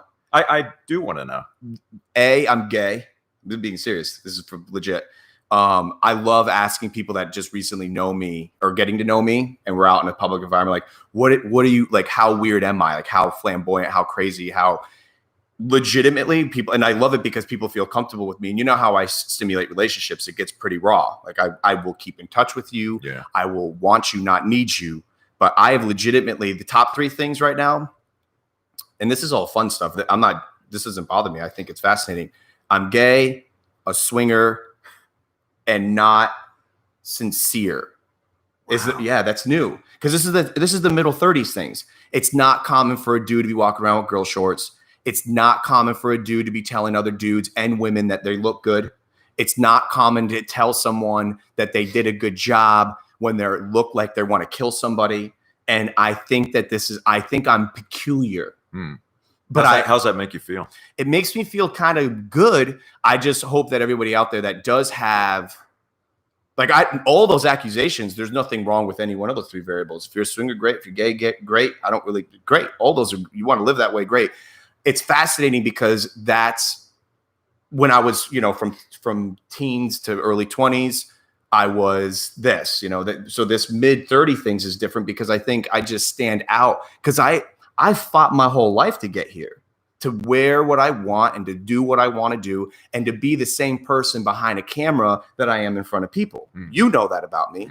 And I don't think that that's common. So I think it makes me feel good because if there's actually one thing that I could do for the human race is just be, like, honestly, be as naked as you possibly can, figuratively and literally. Yeah. And it will be so freeing. And those superficial people out in the world that none of them probably watch this show, but those that have like pinned me against the wall metaphorically with like how my 4th quarter or 3rd quarter looks and how do I get all this work or not any work or how I transactional kind of people, I literally respond now, not because I got fuck you money, part of my vernacular, but because I've worked so hard to not have to care about what you honestly think. I'm going to treat you right. So I sleep well. But if you don't really like me, which there's tons of them out there, I don't really care because I'm still going to be the guy when you get in your car accident, I'm going to still lift that car up. Yeah. Even when you don't know it's me, because I don't care about how you end up. I care about how I end up. And I know by me sleeping well, like I said, man, I used to ask people, I stopped because it's just growing older. And I hope people, I think because I've started to hear people aren't, but like sleeping, man, like I now learn, Jay, I've told you this before. How does it make me feel when people feel that way? It's fascinating. And I love when people share with me how they feel. I think it's fantastic because they feel comfortable to tell me A, and B, they know that they're not offending me. I take no offense by how you feel about me. That's fantastic. I get more offended when you tell me I suck at soccer. Then I will kill you. But that's a whole nother degree. My point is, it makes me feel good when people are open and honest. Like, how long did it take you to start saying no to weddings, to funerals, to obligated types of things? Had you always been that kind of person? No. How long did it take you to say no? A long time. A long time. Because, if you're a people pleaser, if you're that type of individual, and right. We all have different personality traits, right? You'll say yes to practically everything. But when that happens, you realize very quickly that you're spread very thin, and you're starting to do things that, maybe aren't Baby showers on Saturdays. Baby showers on Saturdays, wedding receptions on Sunday nights. And, that's, you want to do the right thing, but you also have to protect your peace. Amen. Now, I'm going to do something here that I wouldn't normally do, but I'm going to because I was wondering what this folder was. Well, is this got to share something here. So you led right into this, which is perfect. So I'm going to read some comments to you, and this ties into talking about legacy and what do other people think about you. So as you think to yourself, what are people thinking about me? Right? You've asked the question. Oh yeah, right? Which I think is great. I love it. So I'm not going to read the names because I'm going to protect the innocent on here, but you'll be able to see the names on this. So I'm just going to read these to you. And these are direct quotes. When I think of Chenzo, I immediately think of his heart. As talented and amazing as he is, his ability to truly care for people is what always sticks out. Another person said, kind, worldwide whisperer. Damn. Incredibly impeccable, compassionate, bridge to success. This is some trippy shit, bro. I'm going to keep going because I think you need to hear this. Wow. Super enthusiastic and on point. Generous, authentic. Authentically caring and trustworthy. Ambitious. Chenzo is in touch with who he is and what he stands for. His self-awareness is intoxicating. Authentic. Genuine and generous. Passionate. An amazing person who is always thinking about others, would do anything for you. I feel blessed beyond words to know him. Unwavering. Chenzo represents all that is good about Webb. He is always there, always ready to help, and is a limitless resource of information. Free, overcomer, inspirational, creative, caring, positive. It takes incredible strength to purposely find the positive in every person. It also takes incredible strength to be different, to do life differently, and to find a way to be successful while living true to yourself and living a life of meaning. That is a culmination of a number of people that have been in your sphere, some of which you probably know better than others, but that's impactful. That's legacy. Now, think about how amazing it would be if we all had a sheet like that we could refer to each day and remind ourselves of the difference that we make and have the ability to make in the lives of others. How we show up, how we inspire, the things that we say, the things that we do, the actions we take, all those things. I mean, it's remarkable when I look at that and when I get feedback like that about someone else, you want to shout that from the rooftops, dude. You really do. That's changing lives. That's creating ripples, and got a lot of people to love what you do. I don't even know what to say, man, except for like I just had like a really borderline out of body experience. Like I really felt like I was at my own eulogy. This is like the trippiest thing I've ever dealt with in my life at this point. I can't tell you how much I'm flabbergasted, man. I don't even know what to say except thank you. And now I can see the names of these people, and this is probably the craziest thing that's ever happened to me. So in a good way. I can't thank you. I don't know why. It is, again, it goes right back to the way that you help other people, the way that you care for other people, the way that you love other people. And if any of us can learn a lesson from this, it is that when you stay connected to goodness and you do things because it's what your heart tells you to do, and you're real and raw with people, and you're not wearing a mask, good things happen. You attract good things. You attract good people to your life. And you still have to assess, right? Things are always changing. But what people will always remember is they'll remember the actions that you took. They'll remember the things that you did that you changed their life one way or the other. And that leaves a long-standing impression. And that's what legacy is all about. So it's those are great words to remember. This is the craziest thing, man. This is like really special. I really appreciate you, because I don't even know what to say. I'm like blown away. For everyone that took time to, what did you do? You asked these people this? This is incredible. If you don't mind. Yeah, but sure. But again, this isn't about me. This is about, I know, but this is the words that these individuals share and the heart and meaning that they attach to you and what you do. And when you reach out to people, when you ask for feedback, like in this particular instance, all I asked for was either a word or a short phrase to describe you.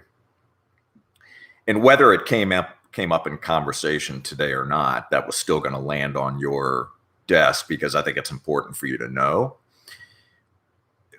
So it's difficult sometimes for us to articulate how we feel about someone, but I will share this with you. It is just through experience. Now I try to make a point to express my own way how I feel about someone, clients, how I feel about friends, how I feel about family. And I do that because I don't want to go through life now and think about a time when my time comes, right, that I didn't take that moment, that 30 seconds, to share with somebody how I truly feel about them. And I don't want those kind of regrets. And I don't feel bad. I don't feel like it's the wrong thing to do, or that I'm weak because I'm sharing something with someone from my heart. And that's a lesson that I've learned. I would never have done that. I would have kept it to myself. Right. But I was more concerned about how someone else viewed me than how I felt inside. And I've changed. Right. I'm still who I am at my core, but I've changed a lot over the years. And now I have no issue whatsoever walking outside that door and sharing with someone about my experiences here today, my experiences in learning and growing through you and through other people. And if it helps someone, then fantastic. And look, what I share with others is not always going to be, rainbows and unicorns. Right. If there's a lesson learned, if I feel like someone could benefit from feedback that they're receiving, I've shared some things with you before that maybe weren't, the easiest thing to hear. Right. And I get those kind of comments all the time, and I am always appreciative of that. Right. So when someone says, hey, Jay, I don't, your breath is bad, or, or I don't like your Right. cologne, or whatever it is. You got the worst, taste in Right. clothes. Thank you. Right. I appreciate that. Right. I would like to find out. So share with me, why do you feel that way? Right. So I can learn from that. But I share the good, bad, and the ugly. And if I'm sharing the ugly, I'm going to share it at least in a respectful way. Right. If I'm going to share it, it's because it's important enough to me that I'm providing you that type of feedback, because I want you to have something that you can use, that you can grow from. At least I hope you can grow from. Right. Does that make sense? This is making beyond sense. I hope it makes sense to the people listening. But even if they aren't, obviously, I will, once again, I have to say thank you for taking the time to put this together. And no joke, I live pretty much. I don't make a conscious decision that like today I'm going to die, but like I'm ready for death all the time. I've been ever since I lost my best friend. But this is huge. And I immediately, as I'm listening to this this is all real though. So, I mean, this is like all happening right now. So this is all, but thank you to you. And thank you for those that have sent and put this in paper or sent it to Jay. But I will tell you this, life is so, I think it's interesting when you look at life as like a lot of people confide in me what they're going through in the dating world right now. And I've also changed from, I've been out the dating scene now for 10 plus years. But when I was first, who didn't always date at some point and did that calculated neglect, don't call it the next day, or vice versa, whatever it is. I preach completely against that now for those that share with me their life. Like, hey, I had this amazing experience with somebody in this. And if it's genuine, if it wasn't just like a hookup situation, I'm talking about people that are lost in this oasis of despair of like, I want to tell them this, what should I do? Do it. And actually reading these names, every one of them have actually been able to say this to me, not verbatim, but I've said it with their eyes or their actions, so they know these people are very dear to me. But I would say this, those out there that have something to say, like you were saying, do it. I have a rule of thumb. If you have a dream about somebody, call them. Tell them you love them. If they don't answer because they're pissed at you, pray for them. It's okay. But I don't even care if the dream was dirty. That's natural. Pray for them and call them. Now, don't use that as a provoking, and don't use it if your motive isn't pure, because the whole silver lining to this entire discussion and all discussions is that if your cup is empty or you're doing something vindictively, then you're totally screwed already. So don't do anything with a motive that isn't sincere. That's right. But my goal is, and if there's one thing that comes out of today's episode, is if you got something to say to somebody and it's nice, say it. Be the weird dude with the weird shorts, with the weird don't care attitude in a good way, because I guess it's changing people's lives. Yes, it is. And I wasn't taught this. I didn't read a book about this. I'm doing it for myself. All of this makes me feel good. It's really not hard to tell somebody, guy or girl. I tell you all the time, you look good. And I'm not making that up. You're a handsome guy. You look good. And your arms are big and you look good. And I make it a point to tell you that. If I didn't know you and it was appropriate, I'd probably still do that. And it's not just about complimenting somebody on their vanity aspect. But the one thing I did say to Camille that may have won her heart over, and I shared this with you, was I would have loved her if I was blind. And I think that's what it's all about, man. Is like, these people know that I care about them even if I didn't even could see them. But there is something to be said about just talking and listening and telling somebody today that they're good. And if they do smell, help them out. You've ever noticed in recreational settings when you tell that person that they got a booger or the thing, and there's this immediate, like, I love their life. Yeah. They're probably sitting with friends they've known for 10 decades, a decade.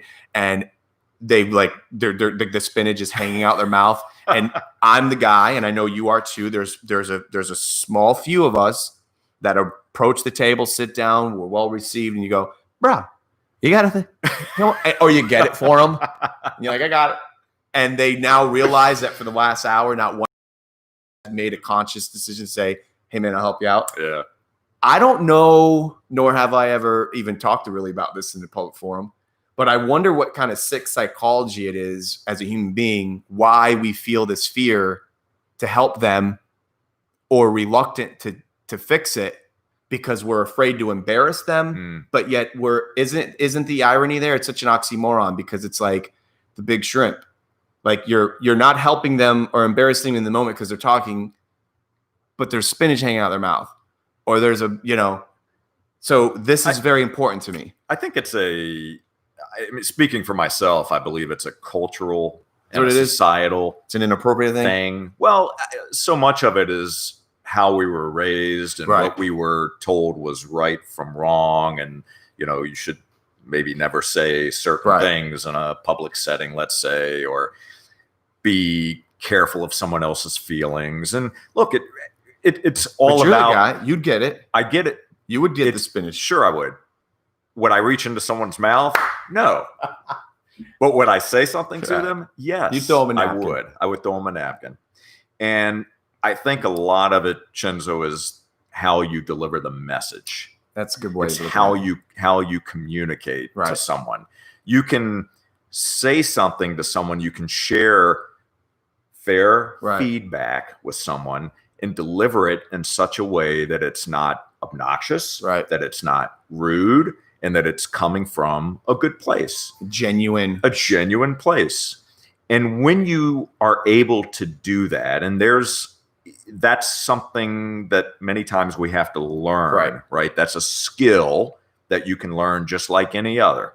Right. But when you're able to do that, it allows the conversation to go so much more smoothly, and you're truly helping that individual out. It makes a big difference. So if I came to you and said, let's just say that, you didn't put your deodorant on today, right? I could come to you and say, holy cow, Chenzo, I mean, you just, what the heck happened to you today, dude? Right? You got to go shower. Right. I could say that. Right. Or I could make a suggestion and share an experience that I've had in the past. Right. And just say, hey, you may want to consider. Ba-boom. Ba-boom. Well, there is a lot to be said about that. You've heard this saying, it's nothing new under the sun, but real friends talk shit in front of your face. Yeah. There is a lot to be said about that. And there's also something to be said about the fact that I've learned just being able, I've been wanting to say this a lot on like some kind of photo or what, just like I said, I haven't done it because I don't want to get a rock thrown at me digitally. That's, like I said, what if I told you don't have to care kind of factor. I want to say I've been coming up with, because once again, this void has been there. So I'm learning, I'm going through my own fasting of, okay, well, I'm going to keep it empty. I'm not putting sugar in it. Love me alone is something I haven't been able to say in a digital environment or like on script, because like you said earlier, it all depends on how you're delivering it. And I'm afraid that if I actually used it on the front of a photo or like something that people say, love me alone, what does that even, it doesn't, to me, let me ask you this. Does that make sense to you, by the way? Because I haven't had this discussion with anybody yet. I have, just like I'm sure you do, I write a bunch of little things down that come through prayer or just frustration or sometimes jubilee. But lately I've learned that sometimes there's something to be said with love me alone. Well, I'd like you to unpack that a little bit. So share with me, what does that mean to you? Right. And then I want to, because I want to understand that the way that you feel it in your heart. So what does that mean to you? By the consequence of just living and going through emotions of what we call life, I have these voids. Actually, it's not plural. I have a void, and I'm learning that, put it this way, like the needers and the wanters, right? In all aspects of life, whether it's recreational, family, maybe it's sports, it can be anything. It's so hard to like articulate it, I guess. I guess at the end of the day, it's this way. I can be known also, the flip side of this paper, the let's just say the hate team would probably say he doesn't care about me because he's not around, or he didn't come to my wedding, or he didn't right? So there's probably more of that.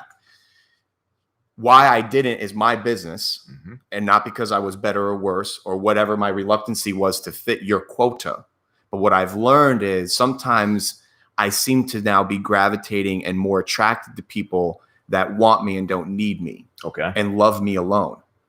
So you don't, is this making sense now? Yeah. I'm literally have never spoken on about this. So like I've talked to Camille about it, but this is like fresh ink on like my notepad. Yeah, keep going because I get it, right? I'm starting to get clarity. Put it this way. It's like, Jay, can you go get coffee with me tomorrow?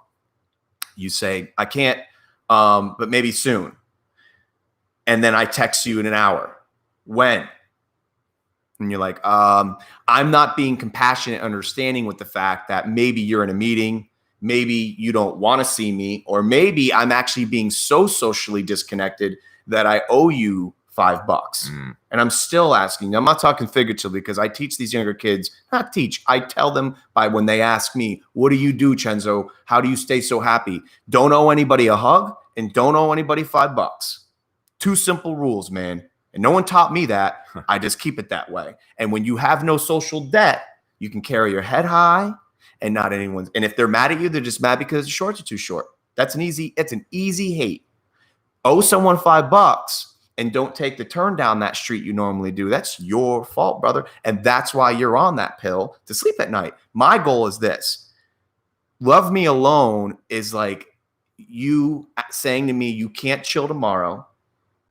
And I owe you $5, and I'm not addressing the fact that I owe you that figuratively or literally, and I'm on you. What about tomorrow? What about the next day? What about, come on, man. Hello. It says red. Hello. Love me alone, man. I'm learning that once again, the needing and the wanting, big deal. And maybe there's something that you're doing that affects me negatively. Or I'll close on this with this why the love me alone thing. I don't give a damn when people hate on me. Really, the only time you're going to hurt me is if you hurt someone physically, which doesn't even happen anymore. Let's not like we're going to be gladiators here. No one's killing anybody to the most extent. Bear with me, people. I'm talking about my little Flagler Beach. Probably not going to get killed today by a rock being thrown at me. But my point is this. You want to hurt me, talk about my pitch play. 100%. I will fight you to the death because I will not lose. I will lose, but I will not let you beat me. That's the only thing you're going to say to me that's going to hurt me. My appearance, my this, my that, my anything won't affect me because I have no. You ever notice this? If you say to somebody, or let's use gossip as an example. Pardon me here because I got something to say. It's coming out. Hey Jay, I heard that you slashed Cindy DeLecky's tires. I said, I don't know why that came up. Just like because we were talking about her, the ripple. I'm sorry, Cindy. Sorry, Jay, dude. I heard that you slit Cindy's tires. Let's say I text that to you. Okay. I bet those that have guilt that we've learned, schoolyard shit, you're going to be if you did it. What are you talking about? Who told you that? Sure. That's the number one thing. Sure. Who told you that? If someone came up to me, which is happening, which I don't care. If someone says, hey man, I heard you're a swinger. I'm like, that's hilarious. I get it. I know.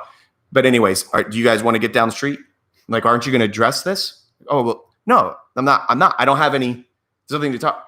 When you're hiding something or when there's been an accusation that it's warranted, you freak the fuck out. You're right.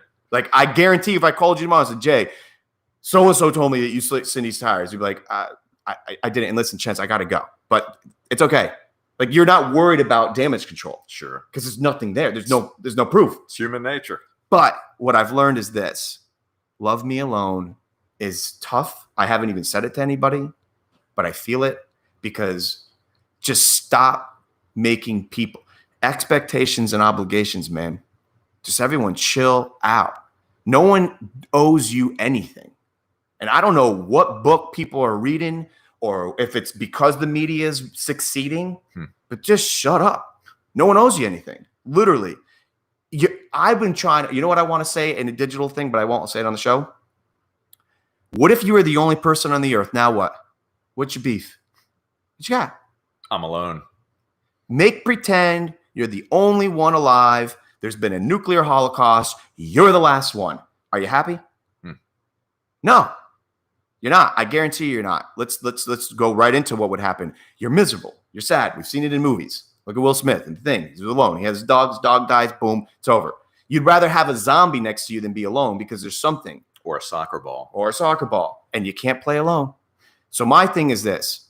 Love me alone, but also like you got to just be like, I ask you this. Do I come off taxing to you?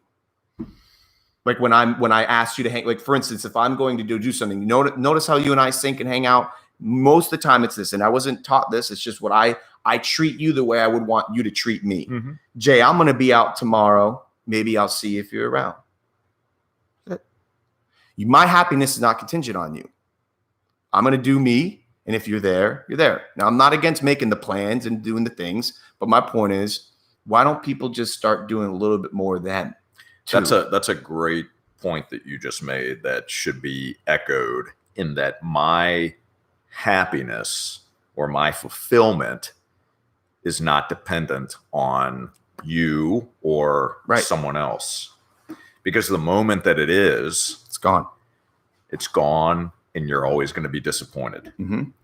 So attaching, and the same thing goes for the value that we have for ourselves. If we attach our value to the way we perceive someone else to think about us, we're done. It's beyond.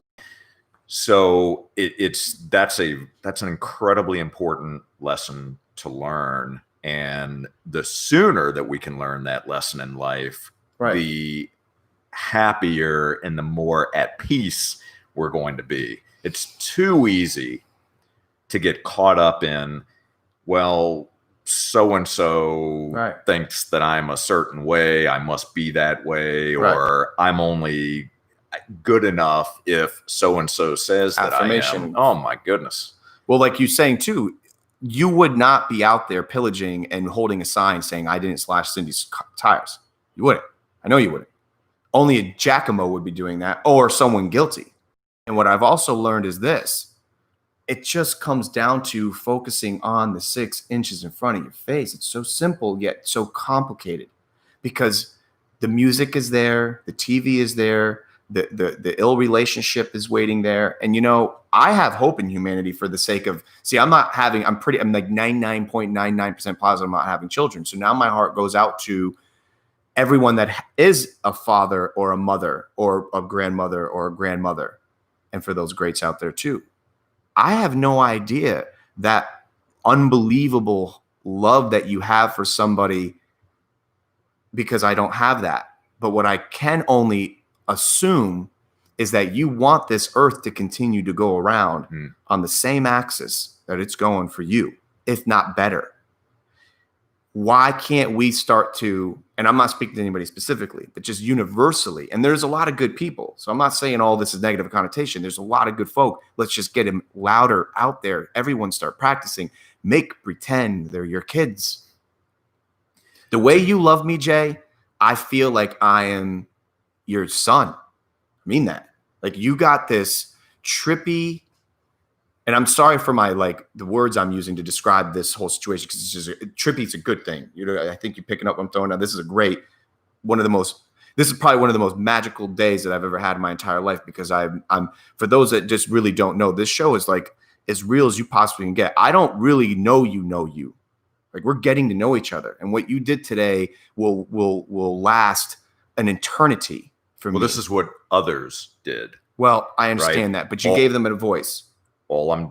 Yes, but but it's important to recognize that the words, the emotions, the feelings came from others. Understood. Right? I don't want to interrupt you, but I will say this, because you made a statement that I haven't heard you say before, and that was that you are 99.9% sure that you're not going to have children. Right.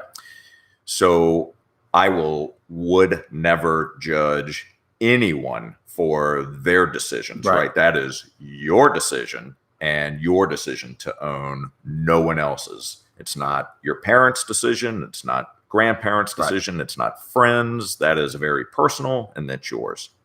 What I will share with you is this, that knowing what I do know about you and what I do know about your lovely bride is that you, the two of you, would be amazing parents.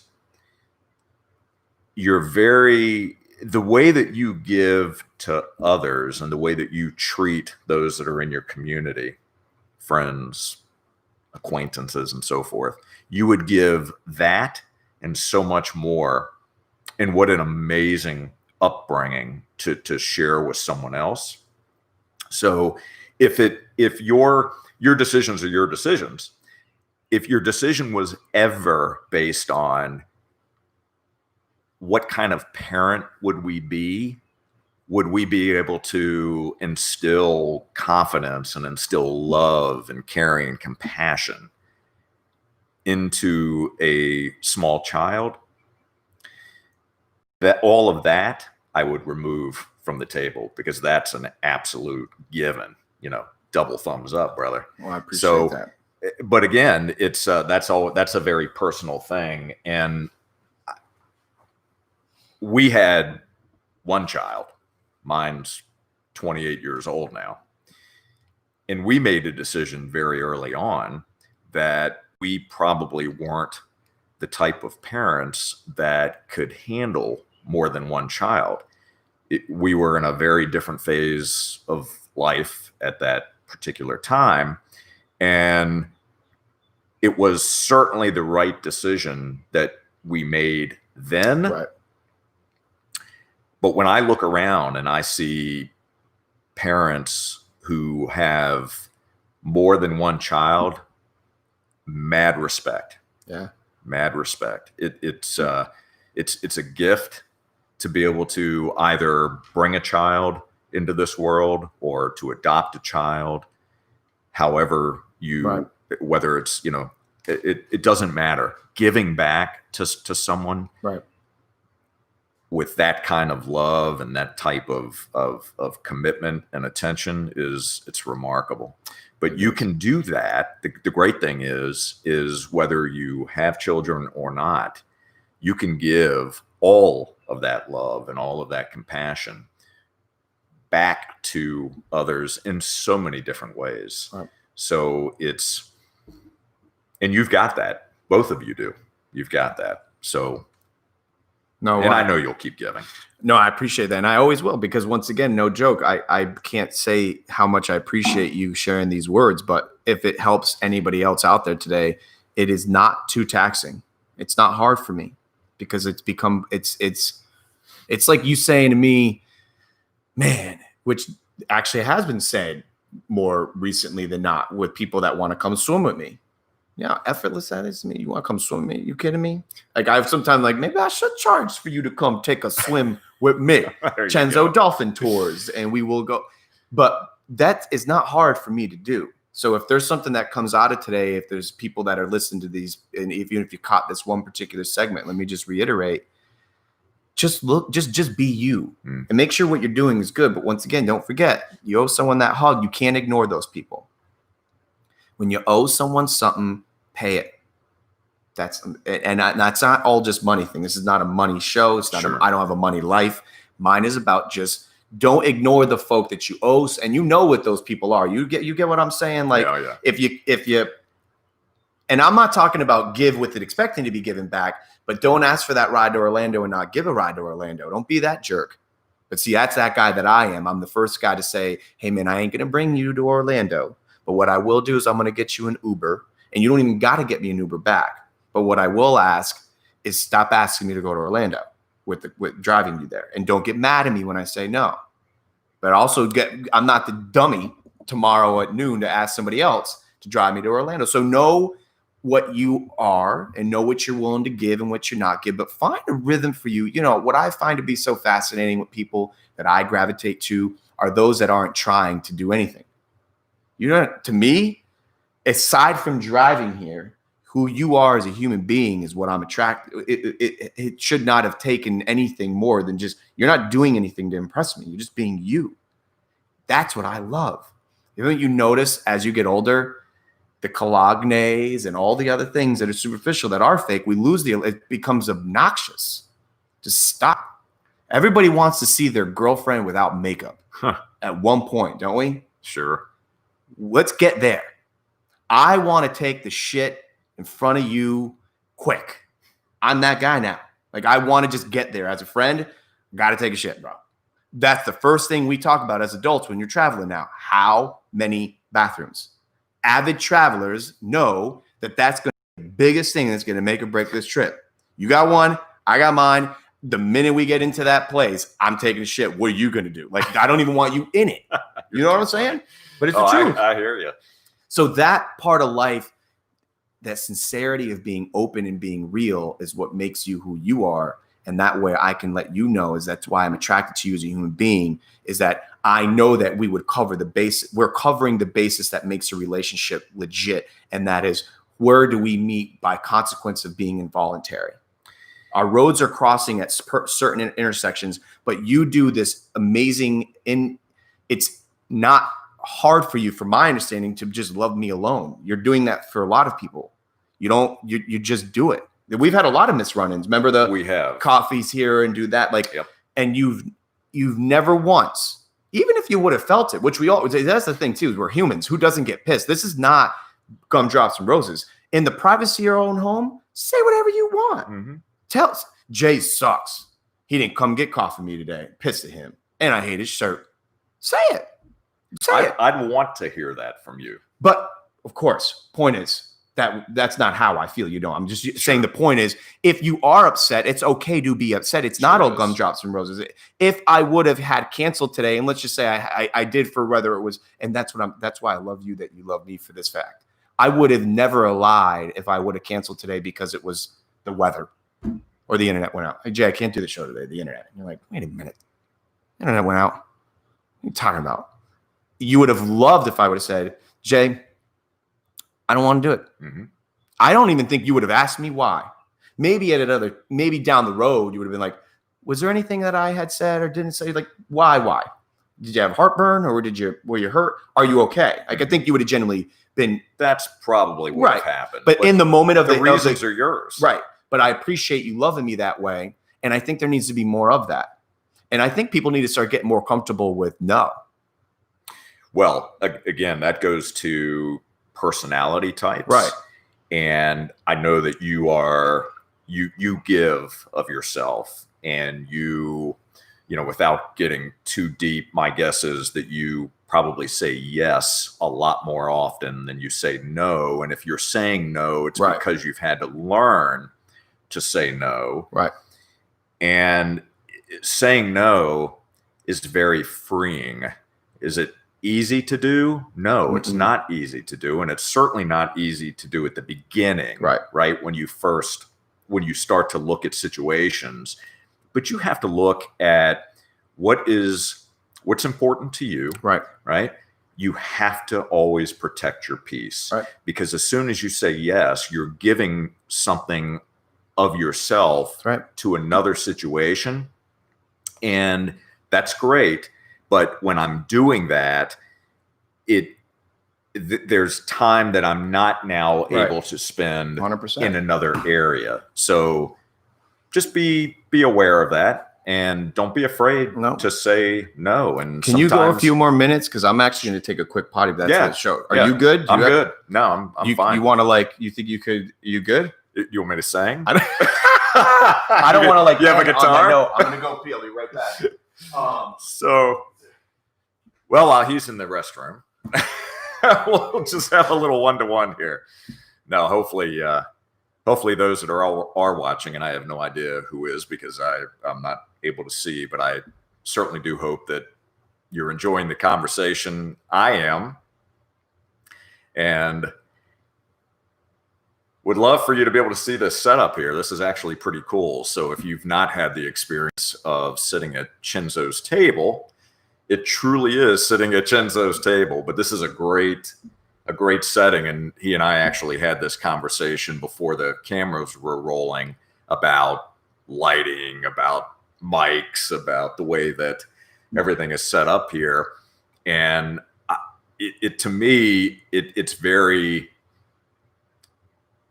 very easy going setting. You truly do feel like you're sitting around a family dining room table. And I mean, look, this is where conversations happen. You know, if you think about your dining room table at your own home, if you have a dining room table, you know, this is where love grows, right? This is where we talk about what's happening in our lives. We talk about what's most meaningful. We share our pains, our successes, and we challenge one another. So it's very comforting being here at this table. There's no stress.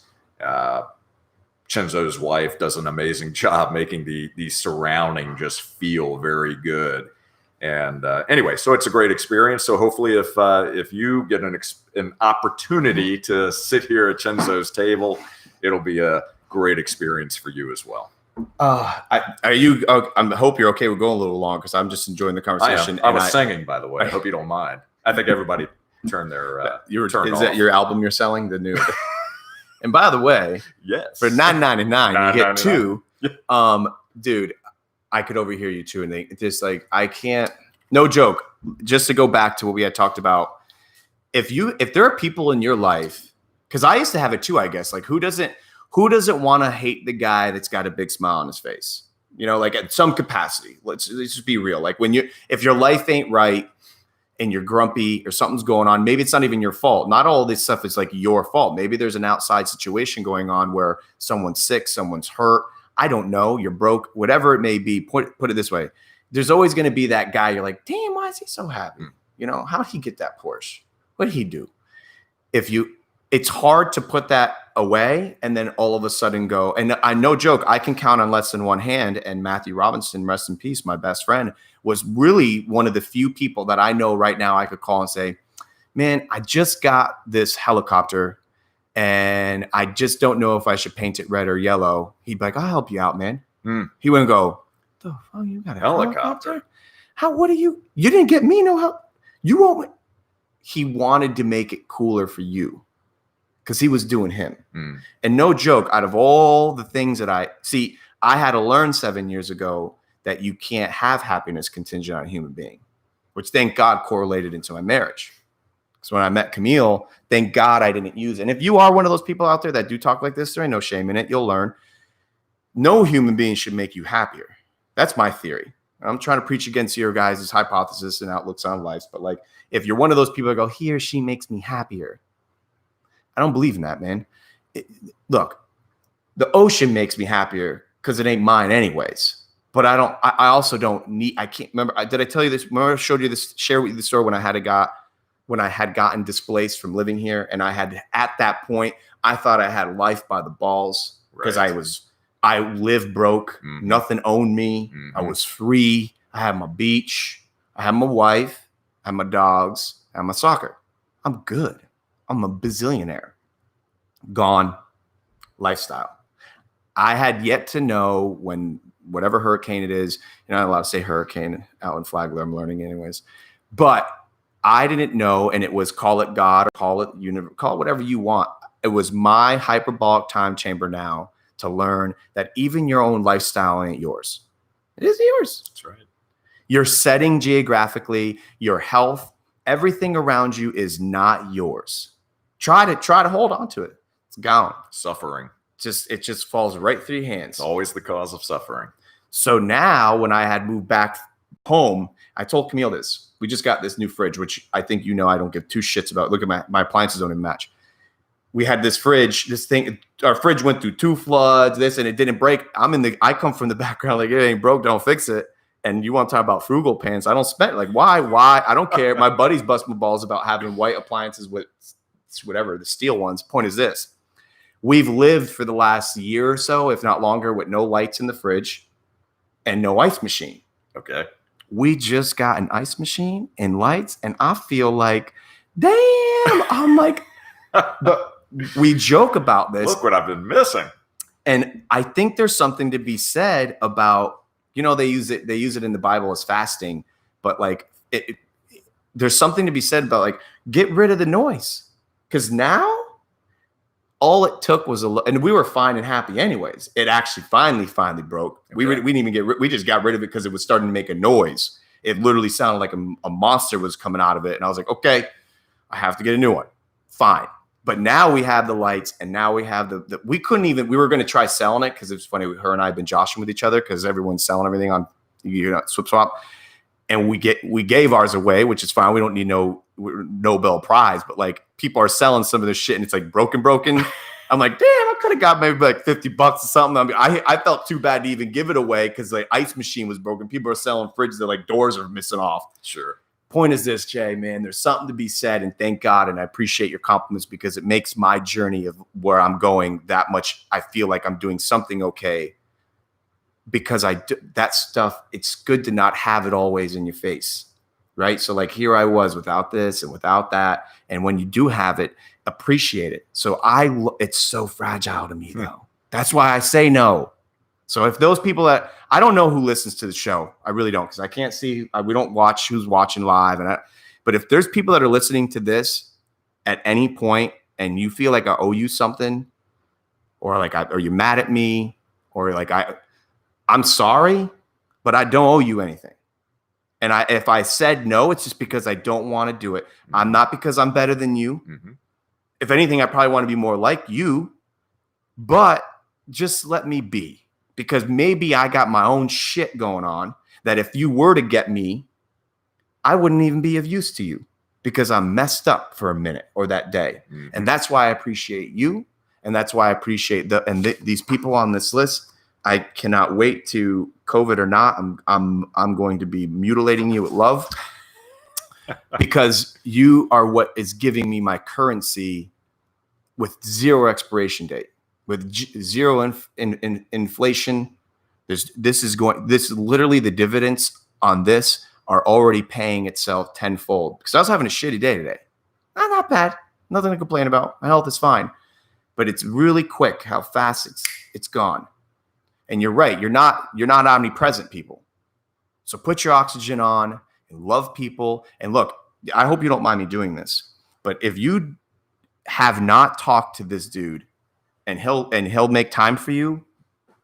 And I'm not I'm not talking about your services. That's a whole nother degree of, but listen, just connecting. If you guys really are having, like, you just need someone that's not going to judge you. Cause I'll tell you what he's done for me, even though I said a bunch of it in the show. Every time those that know me really well, and I've shared this with you, they all know that I'm usually looking for reasons not to be around someone or something. I looked for every reason not to make a meal. I looked for every reason not to buy this house. Look, not to move here. It was nice weather that one day. How big of rain we getting now? Now you start to look into what is shitty. How shitty is this going to get? Where's the bathroom? There's a deep-seated reason for all of that. Well, you have given me time and time again as a human being, your love, your attention, and your sincerity. But you also make sure you have this innate capability of making sure that it's so well received because you're doing it from a relationship standpoint and not transactional. And I appreciate you for that because I'm going to speak to everyone. All those out there that are doing shit for transaction purposes, we can smell you now. I'm getting better at that. I didn't always have that. Well, so just so there's a little clarity around that. Right.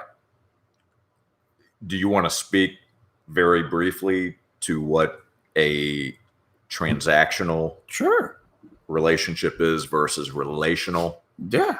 So it should be, I never want to assume that someone gets that and that they understand it, right?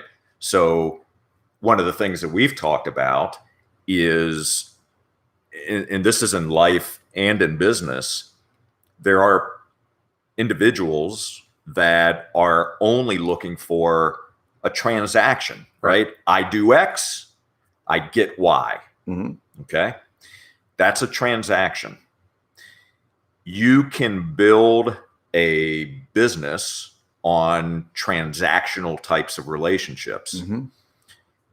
Are those if you're thinking long term, if you truly want to build a successful and sustainable life, a sustainable business, be relational. Mm-hmm.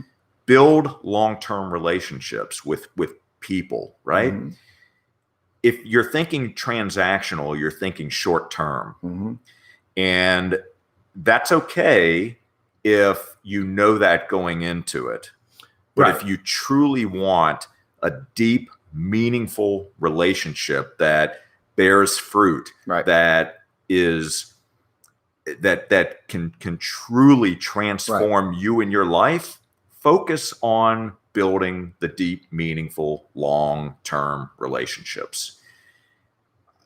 So I don't know if that helps, but I've been on both sides of that before over the years. And I choose to gravitate toward relationships versus transactions. Right. Well, it's funny. We've talked about this. You actually, I'm not even kidding you. You were the first person to ever use that, because I don't read a lot of like business books, stuff like that. And I'm not saying there's any harm in not doing it. I'm not well read. You're giving me reasons to read more. And when you had used that, because I had shared with you a little war story about somebody out there that was transactional, that had portrayed being relational. And I think they're weird now, because it's like, why did you, and when I shared, I didn't use that term, but I said, hey, this guy did X to me. And I was just curious to know, have you ever felt that kind of burn? And you were like, yeah, subtly in the privacy of our own homes. We shared about it. We didn't even use names. I think we just talked about, and you said, you've got to understand that now me and Camille is continuing teaching me this, is that I've shared this now a few times using the analogy of, I really did think that there was like one dragon in the earth and everybody else was knights and everybody was fighting the same dragon. I didn't realize that there are so many dragons and that there's not that many knights. There are people that are actually waking up every day knowing that they will still rob and kill from you. And they're on Ambien to sleep at night. I didn't know that that's what they were on that drug for. I'm not lessening the integrity of those that really need it, but maybe majority of them that are on, that I've seen from my own research, they're not taking care of their own issues during the day, hence they can't sleep at night. Stop killing people, figuratively and literally, and I now have to guard myself a little bit more, because I did go into, where's your sword? Let's go. I'm in battle. You're in battle. Let's kill this thing together. I got him. I'll go for the head. You go for the feet. Ready? Wow. And then all of a sudden you turn around and they're like throwing rocks at you. And you're like, wait a minute. I thought you were, oh shit. And all of a sudden you face a little bit of a bigger dragon, because you thought he made me a better person. She made me a better person. I'm going to conquer life with them. No. It's all you anyways. Your relationship's on you. Your job is on you. Your disease is on you. Your cancer is you. This is you now. Mm-hmm. And when I got to fight things, whether it's here or here, I got to do it all on my own. If someone wants to help me, great. But I'm actually not relying on your sword anyways. Can't. Because you're probably not going to show up. And it's not even your fault per se. You just you forgot your sword. And I'm like, we had that the other day. We had a guy roll up to the soccer field, didn't have his cleats. You're useless to us. So is this kind of making sense? It does. I look at situations like that, and I look at individuals who that may come across as if they are purposely trying to create pain for someone else. And look, there's all kinds of people out there. Mm-hmm. But I do try to look at the individual to understand not that I can change someone, because that's not the intention, right, but to understand, why are they taking the approach that they are? Right. Is there something missing in their life? Is there something that could help them? Right. So I try to put myself, and I suppose that has to do with empathy, right? Right. Trying to understand from someone else's perspective what's going on and why are they treating either me or other people in a certain way. Right. And it's just the awareness that helps me realize that they're probably doing the best they can. And I just have to accept that and focus on, to the best of my ability, just wrapping that person in love. And that could be just through a thought. Right. And that's about it. But again, it goes back to, and I know I've said this enough times, but it's protecting your peace. And there is something about that that just resonates in my soul. Right.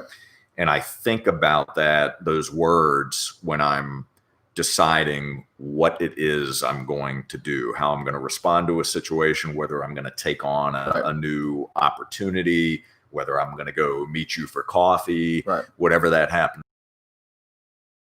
And say, am I protecting my peace? Right. Is this what I need to do right now? Right. And if the answers are yes, then I'm going to go ahead and I'm going to do it. And if it goes against the way that I feel at that moment, don't go. Then I'm not going to go. That quote that you read, right? As you were reading it, I was thinking about being a hot-headed Italian dude growing up. I was pillaging. I wanted everyone to think like me, eat like me, be like me. I was the best. I'm talking from my teens to my mid-20s, right before 25. I had it figured out. I had 3 cars. I had it all. Like, you wish you were me. Girls want to do me. Boys want to be me. Attitude. Greed was good. Here's what ends up happening. I end up learning that the first 5 things that I usually wanted to say or do in the midst of dismay were wrong. Owe me $10, I'm going to get 20. Tell me you were supposed to be there at noon, it's 12:30, I'm going to kill you. Mm-hmm.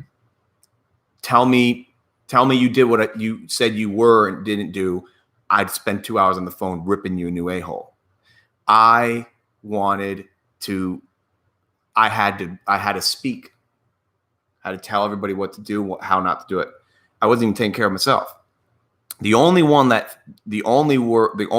really ever told me to chill was like my family hated me then. Like, not I say hated, you get my point, but for the sake of conversation, I remember my mom saying, "You're too big for your britches.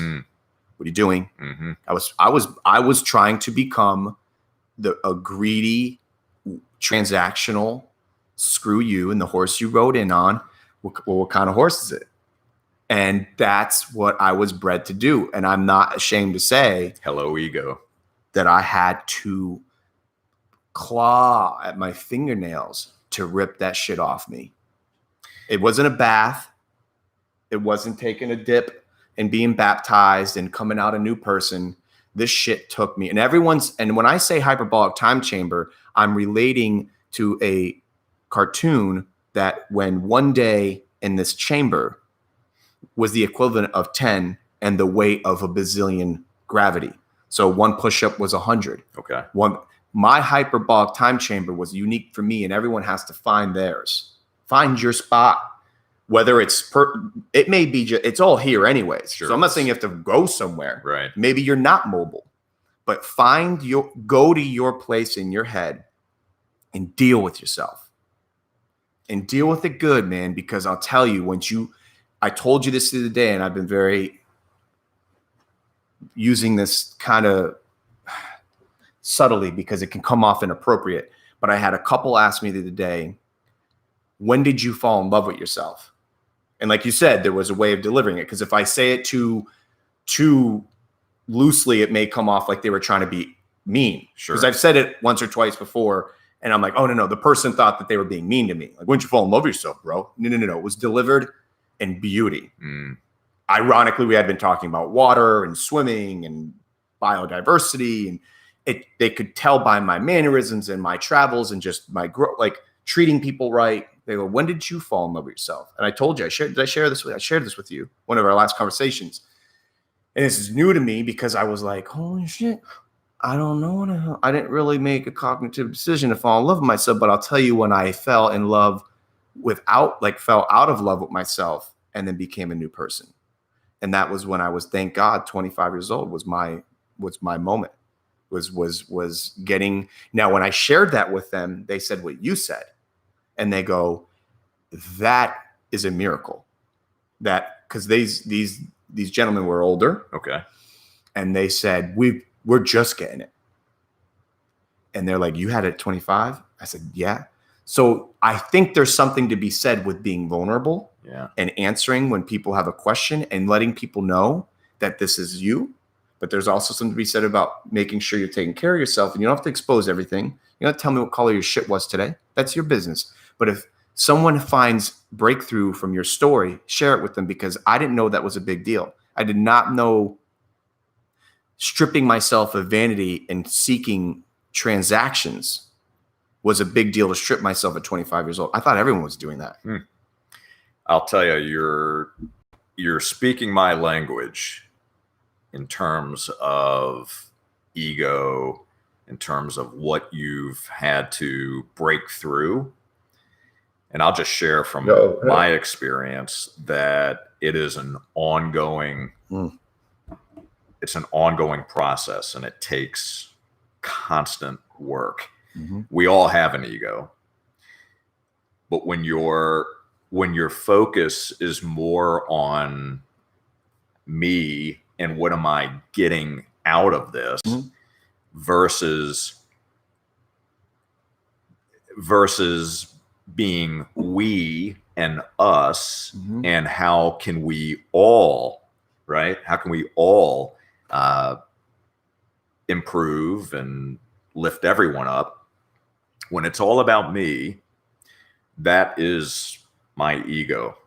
And I spent years and years fighting that, but I wasn't aware enough. And it's funny that your mother or family members, made the comment to you that you're too big for your britches. I had a very similar moment. I had more than one moment, but I had a very similar moment with my mother. And we were on a trip, and apparently, and I really don't recall all the details, but at the end of the day, I apparently had a conversation with one of my sisters, and the way that I came across, the way that I communicated during that conversation, my mother said, "You are just not nice. You're not, you're right. You think you're more than you are." It was, and I'm paraphrasing to a degree, but it was a conversation like that. And if my mother or my sisters are listening, I love you dearly. Always do. But I do remember that it was one of those moments that stopped me in my tracks.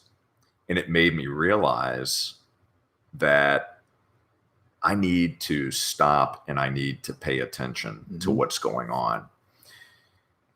I wasn't listening. I was too into me and into myself. And there were things going on at that time in my life. I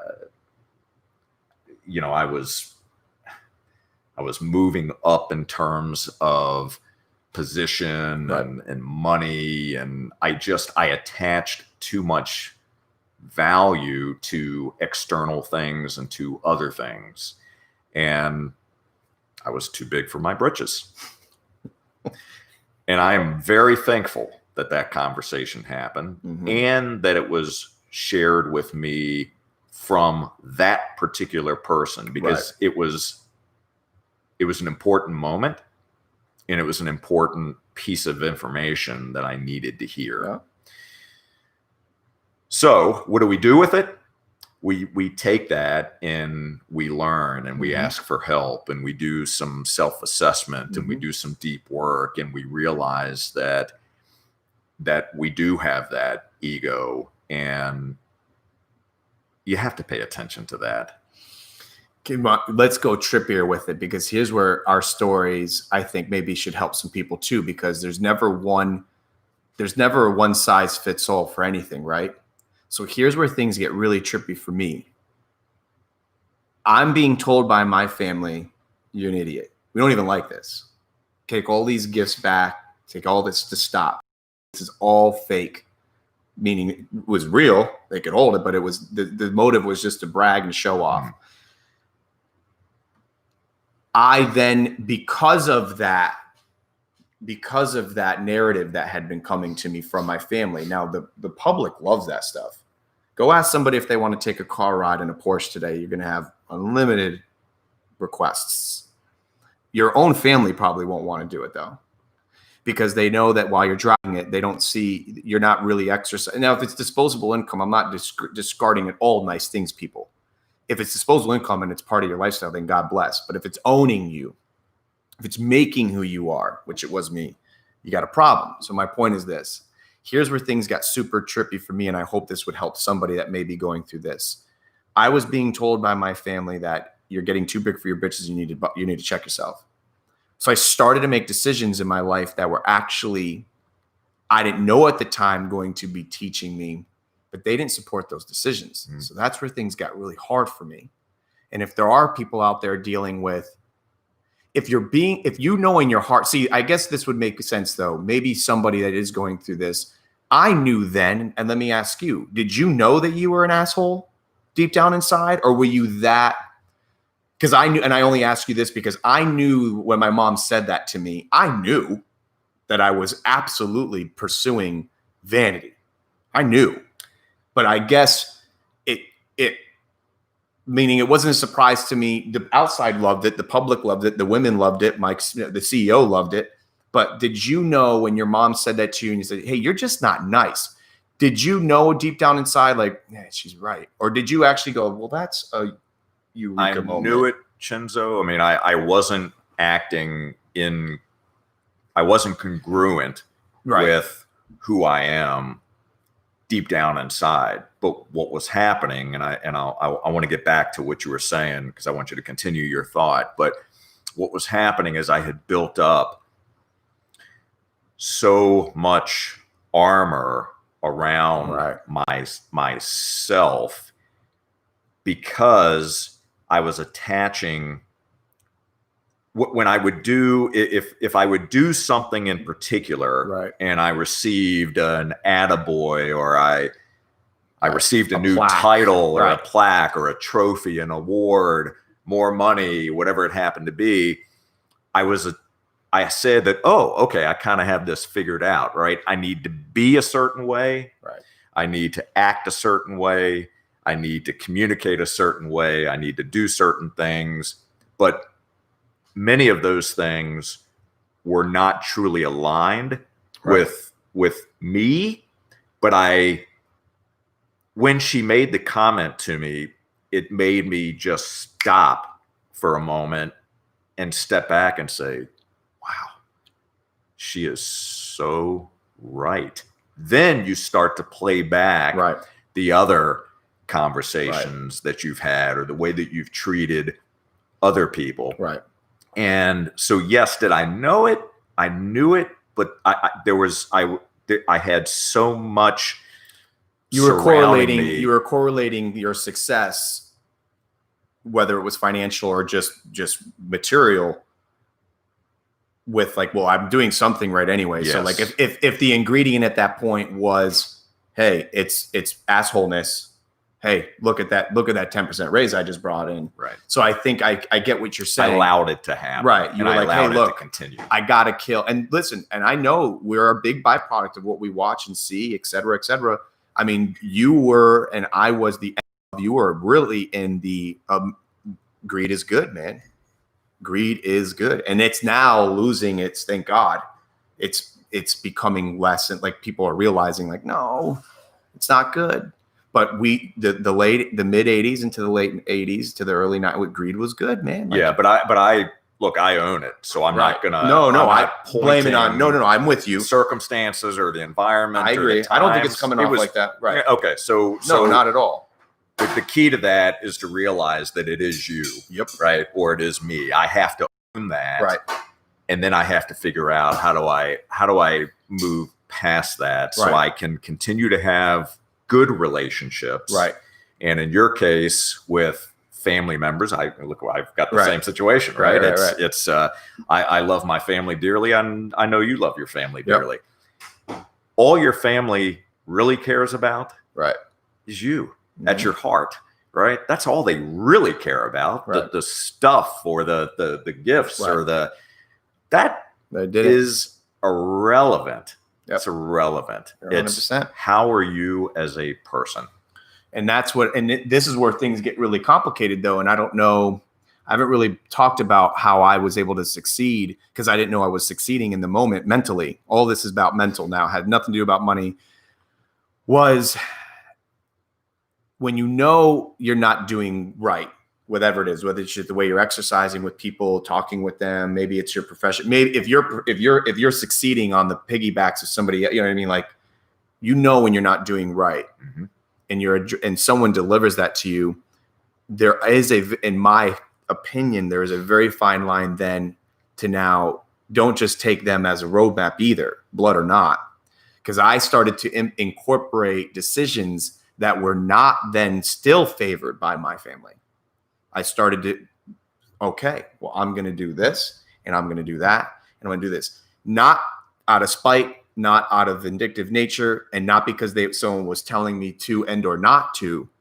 I just started to do it because that's what I felt led to do. But here's what was trippy. They didn't support that either. So I feel like all of a sudden there does come this point where that requirement to spend time with yourself. I didn't spend time with myself back then at all. From 17 to 23, I was constantly inundated with, it was either your iPod, Mm-hmm. a girlfriend, Mm-hmm. or friends, and get that money. That's it. That's all that was what I was. I just passed high school, so I made it. Now it's on to becoming a millionaire by I'm 30. That's the rule. I was never spending time with my own thoughts. And then at 23-ish, I'd started to spend, and I hated myself. I hated my noise in my head. I would not want you to have been in my head. And I don't think anyone should be wanting anyone else in their hyperbolic time journey. That's the thing. You got to do it alone. Yeah. You know, and it's really hard as dudes. I guess you're not supposed to relate to a gender, but I feel like it's a dude's duty to lead, protect, provide, and women if you want to too, that's fine. But whether you are or not, it's a man's. We got to find the food, man. And who doesn't want to go hunting together in case the tiger's too big, right? Come with me, Jay. That's how every guy starts off. I feel that's how I was. Like, come on, bud, you're my best friend. We're going to do this together. And then they die. And then what? You can stop? So I had to learn, and I know you had to learn, and we're all learning now, man. Like every day. And isn't it funny how life just goes in seasons? Like, one of the special things about this show is that if something happens to you, this episode will mean the world to me, and vice versa. Today is my last day. This has been one of the craziest episodes of my entire life. This is unbelievable. Every show is special, but this is unbelievable what you did, and I thank you. But my point is this. No one really has any, and I've told you this before, the next person that comes up to you and checks you or hurts you, just shut up and walk away from it, because bet the richest man in the world has no idea how the pyramids were made, has no idea where sperm whales migrate, has no idea about the most insignificant yet significant stuff that's going on in the earth. And the point is if you're making it great, keep it to yourself. Mm-hmm. And try to help somebody and try to love on someone, because it really does, Jay. And I can't tell you enough. I'm going to go back to what I said earlier. If there's something that comes out of today's episode for you, is I hope that you're okay with me throwing you out there. Hey, I want you, those that know me and those that I'm working with, and whether you're my friend or a customer, and sometimes people look at me a little bewildered, and I'm saying that because they're not looking at me, but I can just feel it because I'm not as good as you. Jay will give you the most amazing kind of intro to people and loving on people. But my point is this. Sometimes I've texted you and just said, talk to this guy. I'm sorry that it wasn't in depth. Just trust me. Talk to this guy. And I'm sorry that I'm not as like you give these wonderful Jay. For those that don't know, Jay, when Jay's introducing me to somebody, I've literally used your script on my marketing pieces, which I can't. I asked you that in the beginning. You did, but that's I my know. style. I know. That's just the way that I do it. The way that you do it is absolutely perfect. Well, I appreciate that for you, right? It's perfect because it says a lot about who you are, and just the fact that you're connecting people together right. is really what matters. And I'll share something with you that I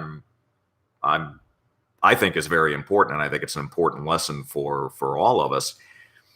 When you refer someone, or whether it's in business or recommend that someone meet someone else, make sure that it is with the right intentions, and that you also know that the person that you're referring, if it's from a business perspective, that they can deliver, and that they do what they say they're going to do, and that they do amazing work, and that they always show up, and that they are true to their word. Right. Those things are so incredibly important, because when you start to build trust with others, naturally people are going to start to ask you, hey, I'm looking for a computer person, I'm looking for a plumber, I'm looking for a roofer, whatever it happens to be. And it takes time to build that trust. You want to make sure that you are referring someone who deep down is going to do right for the person that you're referring them to. Right. You don't want to refer somebody just because they're a friend of yours. That is never going to work. Nope. Because trust will be broken if that person that you refer doesn't fulfill the expectation, or below the expectations out of the water. It's on you. It's on you, right? You own it. I'm not gonna. If I were to refer you, which I would have no issue doing, because I know how you show up. But if I were to refer you and you were to fall on your face, that person who I referred you to, all of a sudden, trust with Jay is now broken. So be very, very careful of who you surround yourself with and who you're referring. That you have to understand. I agree with you, and get to know that person on a much deeper level. That's why I like how our relationship's gone on, and I know there are some good groups, but the majority of the groups, and I know you belong to a few of them, so I don't want to lessen the integrity of any particular one, but that's why I don't seem to do so well in these groups sometimes, because it's like, oh, well, he paid his membership and he's the plumber, so now we recommend him. But the plumber sucks, and he sucks, and he did you wrong, but because he shows up, because he sends his representative to the group that meets on Mondays at 9, and I know that you see beyond that. Oh, yeah. I know you see the value of those, but as I've gotten to know you, I appreciate you, because and a few that actually have asked me why I'm reluctant to do it. Erica knows, and some good. I try to make it to where it just is real. And I won't recommend 99% of the general public that are out there because they look good. We've got to show up, and we've got to work. And I've shared this with you, and I think it's some eureka moment for me, because I'm figuring this thing out. I don't act like I know what I'm doing. I cannot believe the amount of work that we continue to get just because I answer the freaking phone. It's unbelievable. That's sad, actually. I mean, it's good for you, but it's sad that. And when people are calling me, and a lot of people, some of which are on this paper, that are directly in my industry, that I've made time for them, and they'll say, what's the trick? Answer your freaking phone. You say noon, be noon. 11:57, be ready. Earpiece in, ready to go. Confirm, lock and loaded. If you can deliver the services, that's the other part. Sure. Gentlemen and ladies, but answer your freaking phone. Absolutely. And listen, all you people out there, that good or bad, that don't respond to messages and this, thank you. Thank you, because it's wonderful. I'm so surprised, so many people that get engaged in any business and you don't answer the phone. Thank you. Somebody else will. I am, and I always am. And let me tell you something. You make me feel so special, because my list and notes of what you teach me are overboard of like overflowing of stuff that I try to let people know when I am talking to somebody that doesn't know me. And they say, well, why should I hire you? I'm going to show up. You taught that about myself by me doing involuntary. I didn't know that it was such this big deal. So you do that. You say noon, you're on noon. You appreciate other people's time. You appreciate when someone's talking to you. This was unbelievable. All of them are, but Worldwide Whisperer, it's ridiculous. Well, I'll share a quick story with you. I came to Florida in '99. I had a business at the time. I moved here for that business. And when my wife and I, we bought our house, and I hadn't been in Florida. I was coming from, actually, I went from Virginia, where I was born, to Ohio for 10, 11 years before I came here to Florida in '99. So, of course, when you're moving to an area, buying a new home, you're setting up all your services, cable, electric, post office, all that kind of wonderful stuff. So we had an appointment with, I don't recall what service it was. Right. That part's irrelevant. We had an appointment at, let's say, 9 o'clock on a Tuesday morning. 9 o'clock on Tuesday morning comes. No one shows up. Right. 10 o'clock, no one shows up. 12 o'clock, no one's there. The next day, there's a knock on the door. And I open the door, and it says, "Hi, I'm the service that you ordered."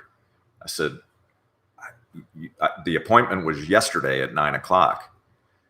And the response was, "Oh, well, this is Florida." Now, remember, I just moved here. And that stunned me. And it was the first data point that I collected regarding service in this area. And what he said to me was not only that this is Florida, but we operate at a much slower, relaxed pace. And I didn't say anything back, right? But I thought about it later, and some people believe that is the case, right?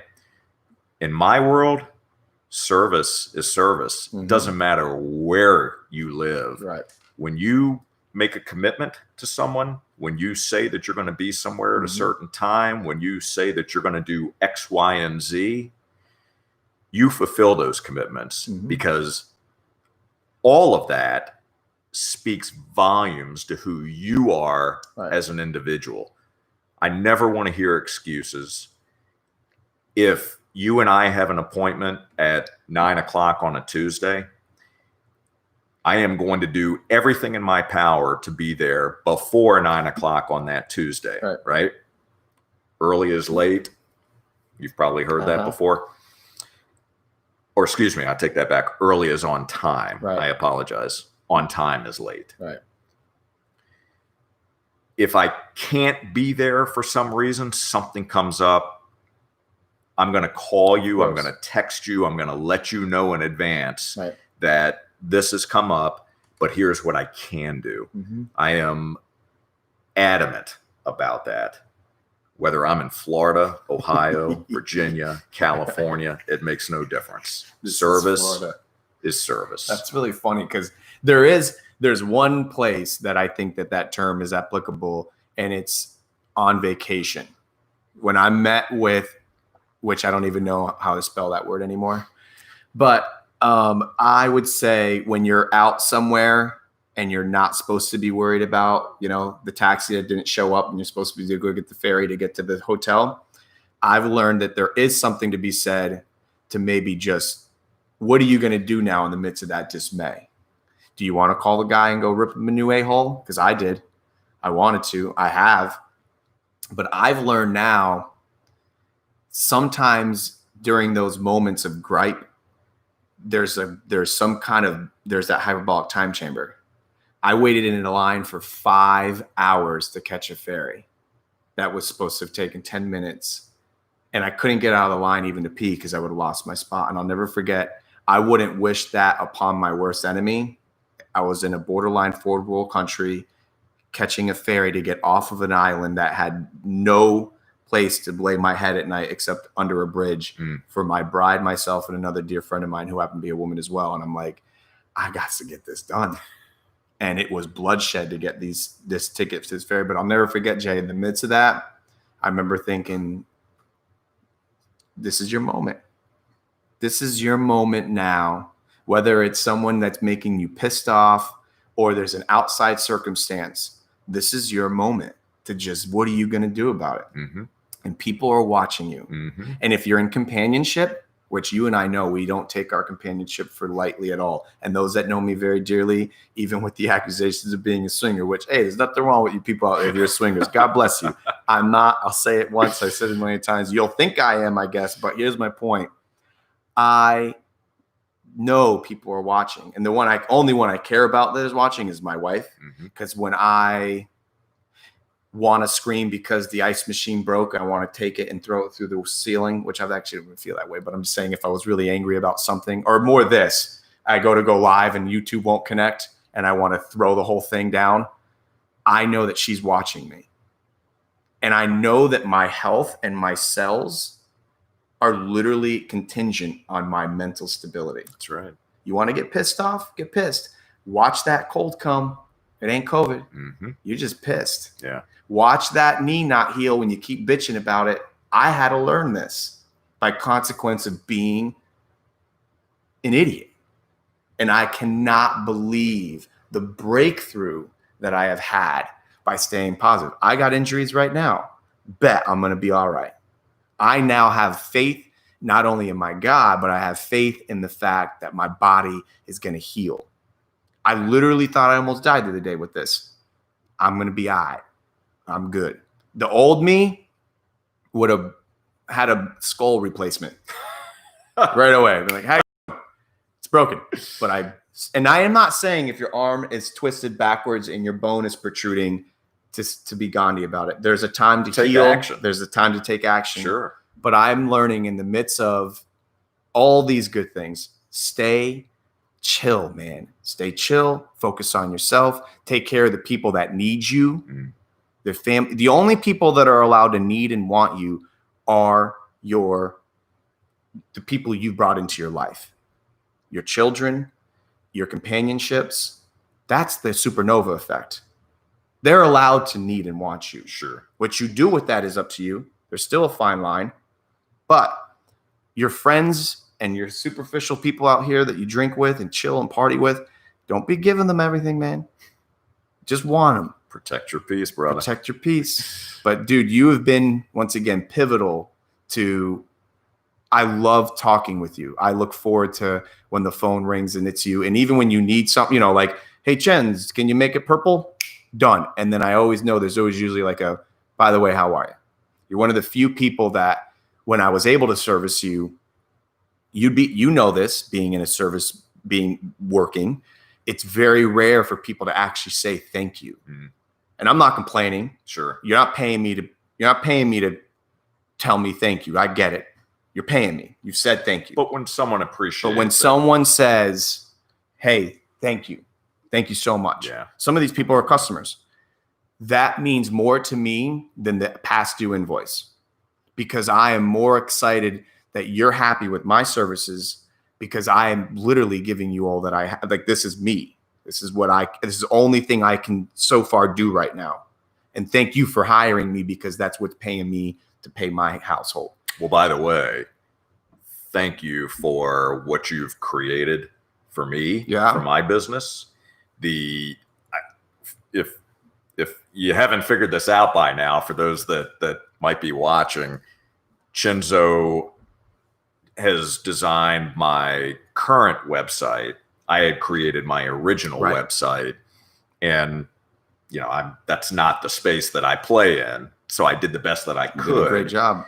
And you weren't, we built a relationship first before there was any work involved in doing my web design. But you have been able to take the original idea behind it and added rocket fuel to it. I mean, it's what I've loved about working with you is not only do you have the technical prowess, that's a given, but when you're able to work with someone who is technically strong, but very creative on top of that, and listens and is able to understand a needs analysis and knows that, okay, this is where you are today. And we've talked about maybe some areas where you can grow moving forward, and you're able to put a site in place that allows you to scale and grow and have it expand with you. I mean, what an amazing thing. And I've received more compliments on that site, and I love the direction it's going, and I know it's going to continue to evolve, which is a great thing. So I'm not I'm not looking at it saying that it's going to stay exactly the way it is right now. I'm very, very happy with it the way it is right now, but I'm super excited for where this is going to continue to evolve. So thank you for that. I appreciate it. You're welcome. And you were one of those that I've been saying this more often than not, man, with people, and that is I can't. My job is to get you seen. That's it. I can't make people like you. That's your job. And you were the epitome of a fantastic example of that, because there are hardships in any business. And one of mine are sometimes there's this, make it look good. Well, give me some. You gave me some. You worked on it, and we're still working on it. Your services, your content, and it all boils down. This word is losing its substance, unfortunately, but content. You are putting out content, Jay. So I didn't do anything more than just kind of connect, like plugged in. I know I did some systematic stuff that was beyond the normal know-how of connecting things in this, but as far as what's being delivered on there, it's you, brother. Well, and you're killing it. And I'm so, when I watch your show and how you're talking with people and how you're, like I said, this is a bromance episode, man, because it's warranted, because I haven't chilled with you for a while, but I haven't gotten to see you since we even launched the site. I mean, COVID's really affecting a lot of things. It is. But look what's come out of it for you. I'm proud of you. You've stayed optimistic. You've reinvented yourself to some degree, with the podcast. Always. And I mean, I felt like it was day one COVID, and you're like, Chenzo, here I go. I'm going to the moon. Can you build me a spaceship? And I was like, 100%. And I was honored to get it. And those that may have listened to this or seen this show, like it meant a lot to me that you called upon me, because there's a lot of internets out there, and you made me feel very. I know you said some things that made me feel good of why I was able to get that call, and it made me feel good and wanted to bring. I bring my A game all the time, but I really wanted to show, because when people recommend me and they haven't used me, it means the world to me. I love that. Thank you. I literally survive off word of mouth. But when people recommend me after I've been able to service them, I'm like, yes. Because now I know you're going to be like, listen, he's got it. Yeah. Don't worry. I've experienced it myself and seen it in action. And I'm proud of you, man, because it's tough though, isn't it? I heard when I was in the bathroom and you were talking about this, the setup and this and that. Yeah. It's not hard, but I know deep down inside you didn't want to have to. Remember when you called me the other day, like, what kind of mic? Like, you weren't upset about. I mean, it's annoying. We're not in the mic business. Sure. I'm sure you weren't like, woohoo. I mean, I'm sure you're excited about how it may sound, but looking through the reviews, and is this like, ask me what kind of good soccer ball to get and what kind of, what pitch is good out here. I'll bring you. Right. But the key to that is don't be afraid to ask. Don't be afraid to ask for input. Right. We sometimes like to think, I mean, especially, guys, the joke is we don't like to ask for directions. Right. Ask for the directions. There's plenty of very talented people, and I resource you for different things. You reach out to me, I reach out to others. Right. So to give a little context around this for my show, I have a clip mic, right? It's an excellent mic and I like it, but I'm trying to do something a little bit different. You've got, you continue to build, you continue to improve. Really, that's what it's all about. Right. And as we talked about earlier, there's no perfection. It's just constantly looking at how can I get better? How can I bring a better experience for those that are watching, those that are listening? And so I contacted you to say, hey, look, I'm thinking about getting a different mic. Right. Do you have a suggestion? Do you have something that I could try out? What are you using? And you were very forthcoming, and I appreciate that, because I know that you could speak from experience, because you can help me understand, well, here are the mics that I've used in the past Right. that weren't so great, right? Here's the one I'm using right now, and it's really good, but here's another one that I have my eye on that I've heard great things about. Right. And I need that kind of feedback. Right. That saves me a tremendous amount of time and money, right? Because now I'm not buying 3 or 4 mics and figuring out that, well, this was, the worst. So, but that same principle can be applied in every area of life and business. Ask for help and don't be afraid. Yep. No, I love that. Someone shared that with me about you, who's used your services before, and they were bragging about you in a good way. They said he was the first person to had ever asked me to ask my customers what they thought about me. And then she told me that. I was like, damn, I feel like I need to pay him for even now. I know that. That's some I'm sorry to blow that up, by the way. I hope you're okay with me sharing that, because that's like part of your amazing ingredients that you were talking about. That's one. Now, if you don't know how to use that appropriately, there's a whole nother rhythm to it. But when she had said that to me, I was like, damn, I've still to this day, I've never done anything where I've actually sought I've asked for reviews, but I haven't actually said to everyone I've ever come in contact with, like, hey, what could I have done better maybe? Or maybe those that I have lost, so I think it's awesome that you preach it, you practice it, and you're able to help people. It's all about, once again, just making the example of getting the spinach out of someone's mouth, man. It's really that. It comes down to that basic lifestyle of just kind of sounds so. I hope it comes off appropriately, because even when Rogan does it, I feel like people go, oh God, again. But like, it's literally just about helping somebody. And Saget was talking about that to Rogan a lot. They were bromancing a lot. No irony, our show got a little bromance here, a lot of bromance, because it's really true. Like, first of all, Saget hadn't seen anybody in a long time. No one has. So he got on the show, and like, here this guy is that grew up. He's 70 something. He's almost 70, by the way. I didn't even realize that. Bob Saget. He really? Yeah. So he has stories about the growing up with Richard Pryor's and the greats and this. And Rogan's like, bro, you were like, and here it is, it's coming back on him, because Saget's like, bro, you've changed the world. You're giving people, no one's ever done what Rogan's doing. Like, come on. And I'm sitting here going, thank you, Joe Rogan. Thank you from a guy like Joe Rogan, who will say, I'm doing my show because I enjoy this shit. And if you are, great, but I'm going to do it with or without you. And that's why I started this. I'm doing this not because I'm making money. One day I hope to go, I'll go Rogan. She'll kill me. She's very mad at him for that, selling out. But my point is, just do it. Do everybody out there, if there's anybody that's hesitating to do anything, don't wait for the cool logo. Just do it. That's exactly. Put the stupid Facebook advice. page out there that says Billy Bob's Car Wash, and don't worry about your LLC and your S Corp. Just do it. All that stuff's going to come. But start helping people. And you know what? From now until further notice, you know what? I'm really bad at this. But anyone that comes to me and says how much, it's free.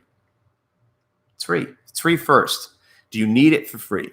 Nope, we can afford it. Then we'll talk. Because if you need help, I'm going to help you. And you know that. Absolutely. There's a lot of people out there. And it's very hard for me to have to say that, because you know that you reimbursed me for my services. I do what I did for you with a lot of people that can't afford it, because I care. And it's because I want them to succeed. And thank God it comes back tenfold some way, somehow. It really does. But a lot of it comes from sleep, though. Yeah. Well, so what I was going to say to what you were just talking about is that action overcomes all. So when we are, and you mentioned, don't wait for the logo or the, the LLC. There are some things that you do need to do. Correct. Right. But don't let fear or thinking that something has to be perfect in order to put it out there. That's a misnomer. Just publish. Keep putting information out there. Right. And ask for feedback, right? Listen. That's big. Ask people, what are your thoughts on this? Right. Are you receiving value from this? Right. I know why you do your show. The reason that I do my show is not because of me wanting to be behind a microphone or a camera. What I truly want is I want to learn from the guests that I have on that show. And I am very excited about that guest sharing their knowledge with someone else that may connect with that and may say, and by the way, my show is a business show, right? We get into a lot of life related things, but it is for entrepreneurs and business owners. But if someone listens to that and they get something out of that conversation from that guest that helps improve their business and their life, then bang, man. I mean, that is what it's all about. And I love that aspect of it. But I got to tell you, man, I love learning. And I'm honored and I'm blessed to have the individuals that I have on that show, because they help make me better at what I do, because they're so caring and giving and sharing of their wealth of knowledge. And you do the same thing. It doesn't matter what our ages are. What matters is the life that we lead, the experiences that we've had, and our willingness to share that. You may have heard this before. This is a quote from Abraham Lincoln. And I might butcher this, but the quote is, "It's not the years in your life, it's the life in your years." I've never heard that. So think about that. It's the life in your years. It's how you experience life. It's how you take information in. It's how you squeeze the juice out of every single day. That's what matters. You talked about if you were to die today, right? You're ready. If that is truly the case, and only you know that, and if you said it, I believe it, but it is because of the life in your years, right? You're in your 30s, but you're experiencing it to the fullest that you possibly can. And that's a beautiful thing. When you can look back at the end of your day and you can say, man, I lived today, right? I gave today. I showed up and I did the best that I could do. That's a good day. I like that quote. It's a good day. That's a good quote. Abraham Lincoln. He was so great. I love me some Abraham Lincoln. Well, this has been, I don't even know where we're at. I don't even know. I was afraid we got kicked off because I saw my phone ring and it usually doesn't ring until someone's trying to tell me it's 3:20. What time did we start this? 12. Oh, Lord. I don't care. I enjoyed this. Did we do it? Man, we got it. Listen, that was awesome. Thank you. Before Jay Scherr, I have him on the Facebook page. This man is very dear to me. So like I said, if everyone could use a little pick me up, and I'm sorry that I'm whoring you out here, my friend, but listen, call this man, not just for business. That's the added bonus. This man will make you feel, this has been how I describe you, and I think you're okay with it, but I tell people this man will make you feel like you won the World Cup, and you do. You do. That's my quick way of making it. That's the best that could be. That will be the dream of a lifetime for me, but you really do. You make me feel good, and I appreciate you, and you're just, I say this out of love, man. Like, I really love you, man. I really do. Well, I feel the same way. I appreciate you. And I tell you, I thank all of you for those that are either watching this live or are going to watch a recorded version of this. The fact that you have shown up to listen to this type of conversation and that you care about Chenzo and you care about what's going on in his world and the kinds of things that he wants to be able to share with you and with others. That's an amazing thing. And the fact that you're here and the fact that you're listening says a lot about who you are as a person and the fact that you are interested and you want to grow. So Mad respect there. And this, thank you, brother. I love you peoples. This is like, There's some amazing people. unbelievable. All right, let's hit it. And the waterman's here. Julie, your waterman's here. Bam. Come on, come on. Hit. Wow. I think it's saved. Perfect. There goes the dog. Perfect